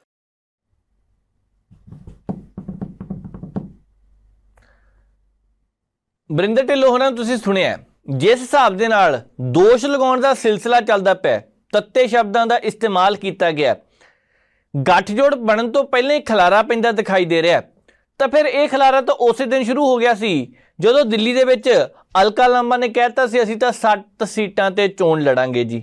ਬਾਅਦ ਦੇ ਵਿੱਚ ਜਦੋਂ ਕਿਸੇ ਨੇ ਦਬਕਾ ਮਾਰਿਆ, ਖਰੇ ਅੱਖਾਂ ਦਿਖਾਈਆਂ ਸੀਗੀਆਂ, ਤਾਂ ਮੰਨ ਵੀ ਲਿਆ ਸੀ ਇੱਦਾਂ ਨਹੀਂ ਹੋਣਾ। ਇਸੇ ਹਿਸਾਬ ਦੇ ਨਾਲ ਇਹ ਇੱਕ ਰਾਜਨੀਤਿਕ ਪਾਰਟੀ ਨਹੀਂ, ਕਈ ਰਾਜਨੀਤਿਕ ਪਾਰਟੀਆਂ ਦੇ ਵਿੱਚ ਇਸ ਤਰ੍ਹਾਂ ਦੇ ਚਰਚੇ ਨੇ। ਖਿੱਚੋਤਾਣ ਤਾਂ ਭਾਜਪਾ ਦੇ ਵਿੱਚ ਵੀ ਚੱਲਦੀ ਪਈ ਹੈ ਕਿ ਇਹਨੂੰ ਲਾਉਣਾ, ਕਿੱਥੇ ਲਾਉਣਾ, ਕਿੱਦਾਂ ਲਾਉਣਾ, ਇਹਨੂੰ ਲੈ ਕੇ ਵੀ ਤਾਂ ਕੱਲ ਦਾ ਖਲਾਰਾ ਪਿਆ ਹੀ ਹੋਇਆ, ਉਹ ਵੀ ਅਜੇ ਤੱਕ ਮਾਮਲਾ ਠੰਡਾ ਨਹੀਂ ਹੋ ਰਿਹਾ। ਇੱਕ ਪਾਸੇ ਪੰਜਾਬ ਦੇ ਵਿੱਚ ਵਿਜੇ ਰੂਪਾਨੀ ਸਾਹਿਬ ਆ ਕੇ ਜਦੋਂ ਇਹ ਗੱਲ ਕਹਿੰਦੇ ਆ ਕੋਈ ਗੱਠਜੋੜ ਨਹੀਂ, ਕਿਸੇ ਨਾਲ ਗੱਠਜੋੜ ਨਹੀਂ ਕਰਨਾ, ਤੇ ਸੁਨੀਲ ਜਾਖੜ ਸਾਹਿਬ ਆਪਣੇ ਤਰੀਕੇ ਨਾਲ ਕੰਮ ਕਰਦੇ ਪਏ ਆ ਤੇ ਕਹਿੰਦੇ ਆ ਕਿ ਟਕਸਾਲੀ ਭਾਜਪਾ ਵਾਲੇ ਰੁੱਸਦੇ ਪਏ ਆ, ਕੁਛ ਕੁ ਨਵੇਂ ਚਿਹਰੇ ਆ ਉਹ ਰੁੱਸਦੇ ਪਏ ਆ। ਕਿਸੇ ਨੂੰ ਇਸ ਗੱਲ ਦਾ ਸ਼ਿਕਵਾ ਕਿ ਅਸੀਂ ਆਪਣੀਆਂ ਚੱਪਲਾਂ ਘਸਾਤੀਆਂ ਪਿੱਛੇ ਤੁਰਿਆਂ ਨੇ, ਪਾਰਟੀ ਦੇ ਵਿੱਚ ਲੈ ਜਾ ਕੇ ਹਰ ਵੇਲੇ ਅਸੀਂ ਕੰਮ ਕਰਨ ਦੀ ਕੋਸ਼ਿਸ਼ ਕੀਤੀ ਹੈ, ਪਰ ਇਹਨਾਂ ਨੇ ਜਿਹੜੀ ਦੂਜੀ ਪਾਰਟੀ ਛੱਡ ਕੇ ਉਹਨਾਂ ਨੂੰ ਸਾਰੀਆਂ ਜ਼ਿੰਮੇਵਾਰੀਆਂ ਦੇ ਦਿੱਤੀਆਂ। ਇਹ ਕਾਂਗਰਸ ਵਿੱਚ ਨਹੀਂ, ਭਾਜਪਾ ਦੇ ਵਿੱਚ ਵੀ ਇਹੀ ਹਾਲ ਹੈ, ਤੇ ਇਸੇ ਤਰ੍ਹਾਂ ਦਾ ਹਾਲ ਹੋਰ ਵੀ ਇੱਕ ਦੋ ਰਾਜਨੀਤਿਕ ਪਾਰਟੀਆਂ ਵਿੱਚ ਹੁੰਦਾ ਦਿਖਾਈ ਦੇ ਰਿਹਾ। ਦੇਖਦੇ ਹਾਂ ਗੱਲ ਕਿੱਧਰ ਨੂੰ ਜਾਂਦੀ ਹੈ। ਪਾਸੇ ਅੱਜ ਤੱਕ ਇਹ ਵੀ ਚਰਚਾ ਚੱਲ ਪਈ ਹੈ ਕਿ ਸ਼੍ਰੋਮਣੀ ਅਕਾਲੀ ਦਲ ਦੇ ਨਾਲੋਂ ਬਸਪਾ ਵੀ ਵੱਖਰਾ ਹੋਣ ਨੂੰ ਫਿਰਦੀ ਹੈ। ਉਹਨਾਂ ਨੇ ਵੀ ਆਪਣੇ 10 ਪ੍ਰਧਾਨਾਂ ਨੂੰ ਲਗਾਤਾ, ਇੰਚਾਰਜ ਲਗਾ ਦਿੱਤੇ ਨੇ ਉਹਨਾਂ ਵੀ। ਸੋ ਪ੍ਰਧਾਨ ਸਾਹਿਬ ਤੇ ਇੰਚਾਰਜ ਜਿਹੜੇ ਨਵੇਂ ਲੱਗੇ, ਕੀ ਮਿਲ ਕੇ ਚੱਲਣਗੇ? ਸਵਾਲ ਤਾਂ ਇਹੀ ਹੈ ਨਾ ਸਭ ਤੋਂ ਵੱਡਾ। ਸੋ ਦੇਖਦੇ ਗੱਲ ਕਿੱਧਰ ਨੂੰ ਜਾਂਦੀ ਹੈ। ਜਦੋਂ ਸ਼੍ਰੋਮਣੀ ਅਕਾਲੀ ਦਲ ਦਾ ਜ਼ਿਕਰ ਕੀਤਾ ਤਾਂ ਇੱਥੇ ਗੱਠਜੋੜ ਹੋਣਾ ਜਾਂ ਨਹੀਂ ਹੋਣਾ ਅਜੇ ਤੱਕ ਨਹੀਂ ਕਿਹਾ ਜਾ ਸਕਦਾ, ਪਰ ਇੰਨਾ ਜ਼ਰੂਰ ਹੈ ਕਿ ਚਰਚੇ ਪੂਰੇ ਨੇ, ਕਿਸੇ ਵੇਲੇ ਵੀ ਆਵਾਜ਼ ਮਾਰੀ ਜਾ ਸਕਦੀ ਹੈ ਤੇ ਜਾ ਵੀ ਸਕਦੀ ਹੈ। ਅੱਗੇ ਵਧਦੇ ਹਾਂ, ਗੱਲ ਕਰਨੀ ਆ ਕੋਟਕਪੂਰਾ ਗੋਲੀकांड ਮਾਮਲੇ ਦੀ, ਜਿਹਦੇ ਵਿੱਚ ਤੀਸਰਾ ਸਪਲੀਮੈਂਟਰੀ ਚਲਾਨ ਪੇਸ਼ ਕਰ ਦਿੱਤਾ ਗਿਆ। ਇਹਦੇ ਵਿੱਚ ਉਹੀ ਪੁਰਾਣੇ ਸਿਆਸਤਦਾਨ, ਉਹਨਾਂ ਵਿੱਚੋਂ ਚਲੋ ਸਰਦਾਰ ਪ੍ਰਕਾਸ਼ ਸਿੰਘ ਬਾਦਲ ਤੇ ਇਸ ਦੁਨੀਆ ਤੇ ਨਹੀਂ ਗਏ ਤੇ ਅਸੀਂ ਉਹਨਾਂ ਦੀ ਗੱਲ ਨਾ ਹੀ ਕਰੀਏ। ਸਰਦਾਰ ਸੁਖਬੀਰ ਸਿੰਘ ਬਾਦਲ, ਇਸ ਵੇਲੇ ਸੁਮੇਧ ਸਿਆਣੀ ਦਾ ਨਾਮ ਉਹਦੇ ਵਿੱਚ ਆਇਆ। ਇਹਨਾਂ ਤੋਂ ਇਲਾਵਾ ਹੋਰ ਵੀ ਕਈ ਚਿਹਰੇ ਜਿਨ੍ਹਾਂ ਦੇ ਉੱਪਰ ਦੋਸ਼ ਲੱਗਿਆ ਉਸ ਮਾਮਲੇ ਦੇ ਦੌਰਾਨ, ਉਹਨਾਂ ਦਾ ਨਾਮ ਹੈ। ਕੇਸ ਦੇ ਵਿੱਚ 2400 ਪੇਜ ਦਾ ਸਪਲੀਮੈਂਟਰੀ ਚਲਾਨ ਪੇਸ਼ ਹੋਇਆ। ਇਹ ਤੋਂ ਪਹਿਲਾਂ ਵੀ 750 ਪੰਨਿਆਂ ਦਾ ਇੱਕ ਸ਼ਾਇਦ ਹੋਇਆ ਸੀਗਾ। ਹੁਣ ਚਲਾਨ ਪੇਸ਼ ਹੋਈ ਜਾਂਦੇ ਪਏ ਹੈ। ਆਉਂਦੇ ਦਿਨਾਂ ਨੂੰ ਕਾਰਵਾਈ ਹੋਰ ਤੇਜ਼ ਹੋਣ ਦੀ ਸੰਭਾਵਨਾ ਜਤਾਈ ਜਾ ਰਹੀ ਹੈ। ਦਰਅਸਲ 24 ਫਰਵਰੀ 2022 ਨੂੰ ਫਰੀਦਕੋਟ ਅਦਾਲਤ ਦੇ ਵਿੱਚ ਇੱਕ 7000 ਪੰਨਿਆਂ ਦਾ ਚਲਾਨ ਪੇਸ਼ ਕੀਤਾ ਗਿਆ ਸੀ, ਚਾਰਜ ਸ਼ੀਟ ਪੇਸ਼ ਕੀਤੀ ਗਈ ਸੀ। ਉਸ ਵੇਲੇ ਵੀ ਰੌਲਾ ਬਹੁਤ ਪਿਆ। ਫਿਰ ਇਹ ਵੀ ਗੱਲ ਕਹੀ ਗਈ ਕਿ ਅਜੇ ਤੱਕ ਕੁਝ ਅਫਸਰ ਇਸ ਮਾਮਲੇ 'ਚ ਹੋਰ ਹੈਗੇ ਆ ਜਿਨ੍ਹਾਂ ਦੇ ਖਿਲਾਫ ਕਾਰਵਾਈ ਚੱਲਦੀ ਪਈ ਹੈ, ਜਿਨ੍ਹਾਂ ਦੇ ਖਿਲਾਫ ਜਾਂਚ ਵੀ ਚੱਲਦੀ ਪਈ ਹੈ। ਜਾਂਚ ਤੋਂ ਪਹਿਲਾਂ ਕਹਿੰਦੇ ਅਸੀਂ ਕੁਝ ਨਹੀਂ ਕਹਿ ਸਕਦੇ। ਵੈਸੇ ਇੱਕ ਗੱਲ ਹੈ ਕਿ ਆਮ ਆਦਮੀ ਪਾਰਟੀ ਦੀ ਸਰਕਾਰ ਨੇ ਸੱਤਾ ਵਿੱਚ ਆਉਣ ਤੋਂ ਪਹਿਲਾਂ ਚੋਣਾਂ ਦੇ ਵਿੱਚ ਇੱਕ ਮੁੱਦਾ ਬਣਾਇਆ ਸੀ। ਇਹ ਸਭ ਤੋਂ ਵੱਡਾ ਮੁੱਦਾ ਸੀ ਕਿ ਸਾਡੀ ਸਰਕਾਰ ਆਉਣ ਦਿਓ, ਅਸੀਂ ਬਹਿਬਲ ਕਲਾਂ ਤੇ ਬੇਅਦਬੀ ਗੋਲੀकांड ਮਾਮਲੇ 'ਚ, ਕੋਟਕਪੂਰਾ ਗੋਲੀकांड ਮਾਮਲੇ ਵਿੱਚ ਇਨਸਾਫ ਦਿਵਾਵਾਂਗੇ, 24 ਘੰਟਿਆਂ ਦੇ ਵਿੱਚ ਹੱਲ ਕਰਕੇ ਦੇਵਾਂਗੇ। 24 ਘੰਟਿਆਂ ਦੇ ਵਿੱਚ ਹੱਲ ਨਹੀਂ ਹੋਇਆ। ਲੋਕ ਕਹਿੰਦੇ ਸੀਗੇ ਤੁਸੀਂ 24 ਮਹੀਨਿਆਂ ਵਿੱਚ ਕਰ ਦਿਓ, ਅਸੀਂ ਫੇਰ ਵੀ ਤੁਹਾਡਾ ਧੰਨਵਾਦ ਕਰਾਂਗੇ। ਪਰ ਵੱਡੀ ਗੱਲ ਇਹ ਸੀ ਕਿ ਇਸ ਤਰ੍ਹਾਂ ਦੇ ਦੋ ਖਬਰਾਂ ਅੱਜ ਚਰਚਾ ਦੇ ਵਿੱਚ ਚੱਲਦੀਆਂ ਪਈਆਂ ਨੇ। ਇੱਕ 1995-96 ਦੇ ਦੌਰਾਨ ਨਕੋਦਰ ਦੇ 4 ਨੌਜਵਾਨਾਂ ਨੂੰ ਗੋਲੀਆਂ ਮਾਰ ਦਿੱਤੀਆਂ ਗਈਆਂ ਸੀ, ਉਹਨਾਂ ਦਾ ਕਤਲ ਕਰ ਦਿੱਤਾ ਗਿਆ ਸੀ। ਉਸ ਵੇਲੇ ਵੀ ਕਹਿੰਦੇ ਹੈ ਕਿ ਅਕਾਲੀ ਦਲ ਦੇ ਖਿਲਾਫ ਕਾਰਵਾਈ ਸ਼ੁਰੂ ਤਾਂ ਹੋਈ ਸੀਗੀ ਪਰ ਜਾਂਚ ਅੱਗੇ ਵੱਲ ਉਨੀ ਨਹੀਂ ਵਧੀ। ਬਹਿਬਲ ਕਲਾਂ ਤੇ ਕੋਟਕਪੂਰਾ ਗੋਲੀकांड ਜਦੋਂ ਇਹ ਸਾਰਾ ਕੁਝ ਵਾਪਰਿਆ 2015 ਦੇ ਵਿੱਚ ਵੀ ਸਰਕਾਰ ਸ਼੍ਰੋਮਣੀ ਅਕਾਲੀ ਦਲ ਦੀ ਸੀ, ਪੰਥਕ ਪਾਰਟੀ ਹੈ, ਪੰਥਕ ਮਸਲਿਆਂ ਨੂੰ ਅੱਗੇ ਲੈ ਕੇ ਚੱਲਦੇ ਆ। ਪਰ ਉਸ ਵੇਲੇ ਚਲੋ ਘਟਨਾ ਤਾਂ ਇਹ ਨਹੀਂ ਦੇਖਦੀ ਜੋ ਕੁਝ ਵੀ ਹੁੰਦਾ, ਪਰ ਜਿਹੜੀ ਪਾਰਟੀ ਦੇ ਦੌਰਾਨ ਇਹ ਘਟਨਾ ਵਾਪਰੀ ਸੀ ਉਹਨਾਂ ਦੀ ਮੁੱਖ ਜ਼ਿੰਮੇਵਾਰੀ ਸੀ ਕਿ ਅੱਗੇ ਹੋ ਕੇ ਅਸੀਂ ਭੂਮਿਕਾ ਨਿਭਾਈਏ, ਅੱਗੇ ਹੋ ਕੇ ਅਸੀਂ ਤੇਜ਼ ਕਾਰਵਾਈ ਕਰਵਾਈਏ। ਪਰ ਨਹੀਂ ਗੱਲ ਬਣੀ। 12 ਜੁਲਾਈ 2022 ਨੂੰ ਫਰੀਦਕੋਟ ਦੀ ਟ੍ਰਾਇਲ ਕੋਰਟ ਨੇ ਬੇਅਦਬੀ ਘਟਨਾਵਾਂ ਦੀ ਜਾਂਚ ਕਰ ਰਹੀ ਵਿਸ਼ੇਸ਼ ਜਾਂਚ ਟੀਮ ਨੂੰ ਹੁਕਮ ਦਿੱਤੇ ਸੀ ਕਿ 15 ਦਿਨਾਂ ਦੇ ਅੰਦਰ ਅੰਦਰ ਸਾਨੂੰ ਸਟੇਟਸ ਰਿਪੋਰਟ ਦਾਖਲ ਕੀਤੀ ਜਾਵੇ।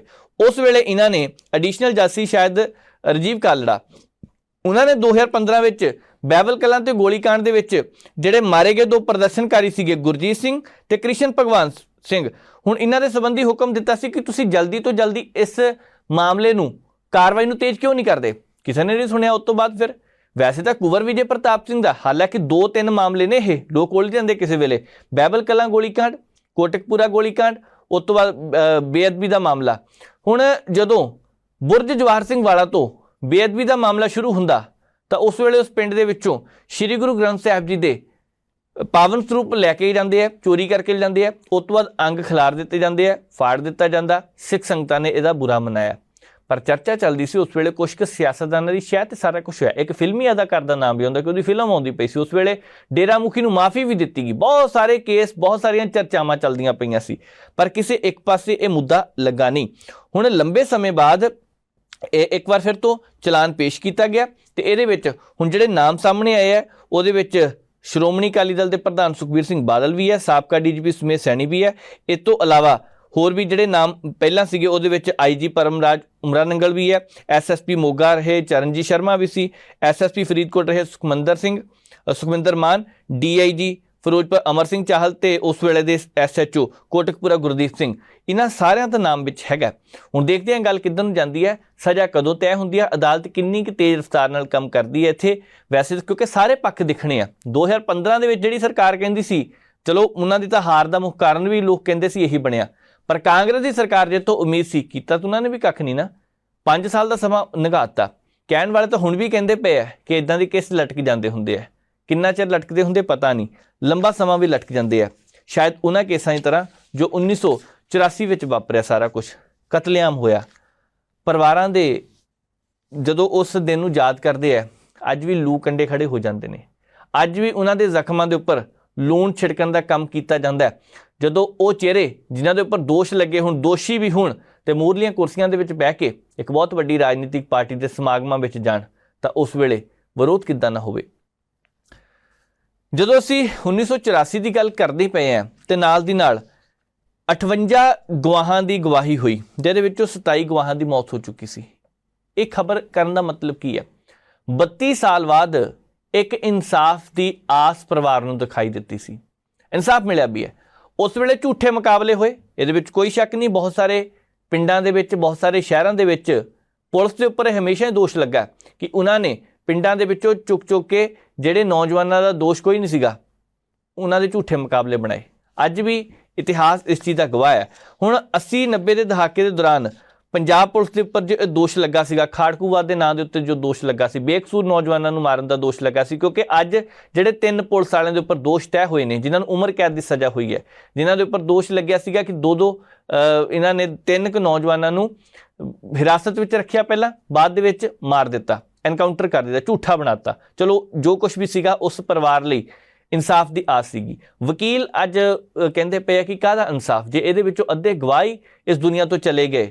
ਪਰ ਫਿਰ ਵੀ ਉਸ ਪਰਿਵਾਰਕ ਦੇ ਮੈਂਬਰਾਂ ਨੇ ਇੱਕ ਗੱਲ ਖਾਸ ਕਹੀ ਹੈ ਕਿ ਸਾਡੇ ਉੱਪਰ ਜਿਹੜਾ ਧੱਬਾ ਲੱਗ ਗਿਆ ਸੀ, ਅੱਤਵਾਦ ਦਾ ਧੱਬਾ, ਉਹ ਤਾਂ ਚਲੋ ਥੋੜ੍ਹਾ ਜਿਹਾ ਸਾਫ਼ ਹੋਊਗਾ। ਲੰਬੇ ਸਮੇਂ ਤੋਂ ਅਸੀਂ ਇਨਸਾਫ ਦੀ ਉਡੀਕ ਕਰ ਰਹੇ ਸੀਗੇ, ਕਿਸੇ ਨੇ ਤਾਂ ਚਲੋ ਆ ਕੇ ਇਨਸਾਫ ਦਿੱਤਾ ਹੀ ਹੈ। ਅੱਜ ਉਸ ਮਾਮਲੇ ਦੇ ਵਿੱਚ ਲੱਗਦਾ ਪਿਆ ਪਰਿਵਾਰਕ ਮੈਂਬਰਾਂ ਨੂੰ ਥੋੜ੍ਹੀ ਜਿਹੀ ਇੱਕ ਉਮੀਦ ਹੋਰ ਜਾਗੀ ਹੋਏਗੀ ਕਿ ਹੋਰ ਵੀ ਜਿਹੜੇ ਪਰਿਵਾਰ ਨੇ, ਜਿਹੜੇ ਲੰਬੇ ਸਮੇਂ ਤੋਂ ਉਡੀਕ ਕਰਦੇ ਪਏ, 32 ਸਾਲਾਂ ਤੋਂ ਉਡੀਕ ਕਰਦੇ ਪਏ ਕਿ ਸਾਡੇ ਪੁੱਤ ਦੀ ਜਿਹੜੀ ਮੌਤ ਉੱਪਰ ਜਦੋਂ ਇਹਨਾਂ ਨੇ ਗੈਰ ਕਾਨੂੰਨੀ ਤਰੀਕੇ ਨਾਲ ਉਹਨੂੰ ਮਾਰ ਦਿੱਤਾ, ਬਾਅਦ ਦੇ ਵਿੱਚ ਲਾਸ਼ ਵੀ ਨਹੀਂ ਦਿੱਤੀ। ਕਿੰਨਾ ਉਸ ਵੇਲੇ ਜ਼ੁਲਮ ਹੋਇਆ ਸੀਗਾ, ਉਹ ਅੱਜ ਲੱਗਦਾ ਪਿਆ ਕਿ ਥੋੜ੍ਹੀ ਜਿਹੀ ਸਜ਼ਾ ਦੇਣ ਦੇ ਨਾਲ ਖਤਮ ਕਰਨ ਦੀ ਕੋਸ਼ਿਸ਼ ਕੀਤੀ ਹੈ। ਅੱਗੇ ਵੱਧਦੇ ਹਾਂ, ਗੱਲ ਕਰਨੀ ਹੈ ਪੰਜਾਬ ਦੇ ਵਿੱਚ ਜਿਹੜੀ ਆਉਣ ਵਾਲੇ ਦਿਨਾਂ 'ਚ ਇੱਕ ਚੇਤਾਵਨੀ ਦਿੱਤੀ ਗਈ ਹੈ। ਦਰਅਸਲ ਪੰਜਾਬ 'ਚ ਬੱਸ ਵਿਭਾਗ ਵਾਲੇ, ਹੁਣ PRTC ਵਾਲੇ ਹੈ, ਰੋਡਵੇਜ਼ ਵਾਲੇ ਹੈ, ਉਹਨਾਂ ਨੇ ਕਿਹਾ ਕਿ ਅਸੀਂ ਹੜਤਾਲ ਕਰ ਸਕਦੇ ਹਾਂ। ਹੜਤਾਲ ਕਿਉਂ ਕਰ ਸਕਦੇ? ਕਿਉਂਕਿ ਸਾਡੀਆਂ ਮੰਗਾਂ ਕਹਿੰਦੇ ਨਹੀਂ ਮੰਨੀਆਂ ਜਾ ਰਹੀਆਂ। ਲੰਬੇ ਸਮੇਂ ਤੋਂ ਇਹ ਲੋਕ ਮੰਗ ਰੱਖ ਰਹੇ ਨੇ ਕਿ ਸਾਡੀ ਤਨਖਾਹ ਦੇ ਵਿੱਚ ਵਾਧਾ ਕੀਤਾ ਜਾਵੇ, ਸਰਕਾਰ ਦੇ ਨਾਲ ਇੱਕ ਸਾਡੀ ਮੀਟਿੰਗ ਤਾਂ ਕਰਾਈ ਜਾਵੇ, ਅਸੀਂ ਆਪਣੀਆਂ ਮੰਗਾਂ ਸਾਹਮਣੇ ਰੱਖੀਏ, ਸਾਡੀਆਂ ਮੰਗਾਂ ਹੈ ਕੀ ਹੈ। ਹੁਣ ਇਹ ਮੰਗਾਂ ਕਿਉਂ ਨਹੀਂ ਸੁਣੀਆਂ ਜਾਂਦੀਆਂ? ਚਰਚਾ ਸਭ ਤੋਂ ਵੱਡੀ ਇਹੀ ਹੈ। ਪ੍ਰਾਈਮ ਏਸ਼ੀਆ TV ਦੇ ਪੱਤਰਕਾਰ ਨੇ ਨੰਦਪ੍ਰੀਤ, ਉਹਨਾਂ ਨੇ ਜਾ ਕੇ ਉੱਥੇ ਉਹਨਾਂ ਲੋਕਾਂ ਨਾਲ ਗੱਲਬਾਤ ਕੀਤੀ ਹੈ ਜਿਨ੍ਹਾਂ ਨੇ ਕਿਹਾ ਕਿ ਆਉਣ ਵਾਲੇ ਸਮੇਂ ਜੇਕਰ ਸਾਡੀ ਮੀਟਿੰਗ ਨਾ ਹੋਈ ਤਾਂ ਅਸੀਂ ਹੜਤਾਲ ਕਰਾਂਗੇ। ਆਖਰ ਮੁੱਖ ਕਾਰਨ ਕੀ ਸੀਗਾ, ਇੱਕ ਨਜ਼ਰ ਮਾਰਦੇ ਹਾਂ। ਪੰਜਾਬ ਭਰ ਦੇ ਡਿਪੂ ਹੋਲਡਰਾਂ ਦੇ ਵੱਲੋਂ ਅੱਜ ਚੰਡੀਗੜ੍ਹ ਅਨਾਜ ਭਵਨ ਦੇ ਬਾਹਰ ਵੱਡਾ ਇਕੱਠ ਕੀਤਾ ਗਿਆ। ਸੂਬਾ ਪੱਧਰੀ ਇਹ ਰੈਲੀ ਕੀਤੀ ਗਈ ਹੈ। ਪ੍ਰਧਾਨ ਸੁਖਵਿੰਦਰ ਜੀ ਸਾਡੇ ਨਾਲ ਨੇ, ਪਰ ਉਸ ਤੋਂ ਪਹਿਲਾਂ ਤੁਸੀਂ ਇਕੱਠ ਦੇਖੋ, ਵੱਡੀ ਗਿਣਤੀ ਦੇ ਵਿੱਚ ਅੱਜ ਇਕੱਠ ਜਿਹੜਾ ਉਹ ਕੀਤਾ ਹੋਇਆ। ਤੇ ਇੱਕ ਵਾਰੀ ਇਕੱਠ ਦਿਖਾਉਣ ਦੀ ਜਿਹੜਾ ਮੈਂ ਕੈਮਰਾਮੈਨ ਨੂੰ ਬੇਨਤੀ ਕਰੂੰਗਾ, ਕਾਫੀ ਵੱਡੀ ਗਿਣਤੀ ਦੇ ਵਿੱਚ ਇਹ ਡਿਪੂ ਹੋਲਡਰ ਨੇ ਜਿਹੜੇ ਉਹ ਇੱਥੇ ਅੱਜ ਪਹੁੰਚੇ ਹੋਏ ਨੇ। ਇਹਨਾਂ ਦੀ ਮੰਗਾਂ ਕੀ ਨੇ, ਕਿਉਂ ਇਹਨਾਂ ਨੂੰ ਇੱਥੇ ਬੈਠਣਾ ਪਿਆ, ਗੱਲਬਾਤ ਕਰਦੇ ਹਾਂ। ਸਾਡੇ ਨਾਲ ਪ੍ਰਧਾਨ ਸੁਖਵਿੰਦਰ ਸਿੰਘ ਜੀ ਨੇ ਗੱਲਬਾਤ ਕਰਨਾ ਹੈ। ਪ੍ਰਧਾਨ ਜੀ, ਕੀ ਤੁਹਾਡੀਆਂ ਅੱਜ ਮੰਗਾਂ ਨੇ, ਕਿਹੜੀਆਂ ਮੰਗਾਂ ਨੂੰ ਲੈ ਕੇ ਤੁਸੀਂ ਇੱਥੇ ਧਰਨਾ ਲਾਇਆ? ਮਾਰਕਫੈਡ ਪੰਜਾਬ ਸਰਕਾਰ ਮਾਰਕਫੈਡ ਤੋਂ ਘਰ ਘਰ ਆਟਾ ਪਹੁੰਚਾਉਣਾ ਚਾਹੁੰਦੀ ਹੈ। 18,500 ਡਿਪੂ ਹੋਲਡਰ ਵਿਹਲਾ ਹੋ ਜਾਊਗਾ। ਇਸ ਕਰਕੇ 18,500 ਡਿਪੂ ਹੋਲਡਰ ਆਪਦੇ ਰੁਜ਼ਗਾਰ ਨੂੰ ਬਚਾਉਣ ਖਾਤਰ ਉਰੇ ਅਨਾਜ ਭਵਨ ਮੂਹਰੇ ਧਰਨਾ ਲਾਇਆ। ਜਿਵੇਂ ਦੂਜੇ ਸੂਬਿਆਂ ਦੇ ਵਿੱਚ ਤਨਖਾਹ ਮਿਲਦੀ ਹੈ, 2 ਰੁਪਏ ਕਿਲੋ ਮਿਲਦੀ ਹੈ, 200 ਰੁਪਏ ਕੁਆਂਟਲ, 300 ਰੁਪਏ ਕੁਆਂਟਲ, ਪੰਜਾਬ ਦੇ ਵਿੱਚ ਮਿਲਦਾ ਹੈ 50 ਰੁਪਏ ਕੁਆਂਟਲ। ਸਭ ਤੋਂ ਘੱਟ ਕਮਿਸ਼ਨ ਪੰਜਾਬ ਦੇ ਡਿਪੂ ਹੋਲਡਰਾਂ ਦਾ। ਜਿਵੇਂ 25 ਮਹੀਨਿਆਂ ਦਾ ਜਿਹੜੇ ਅਸੀਂ ਕਣਕ ਵੰਡ ਚੁੱਕੇ ਹਾਂ, ਉਹਦਾ ਸਾਡੇ ਤਾਂ ਕਿਸੇ ਕਮਿਸ਼ਨ ਮਿਲਿਆ ਨਹੀਂ ਹੈਗਾ।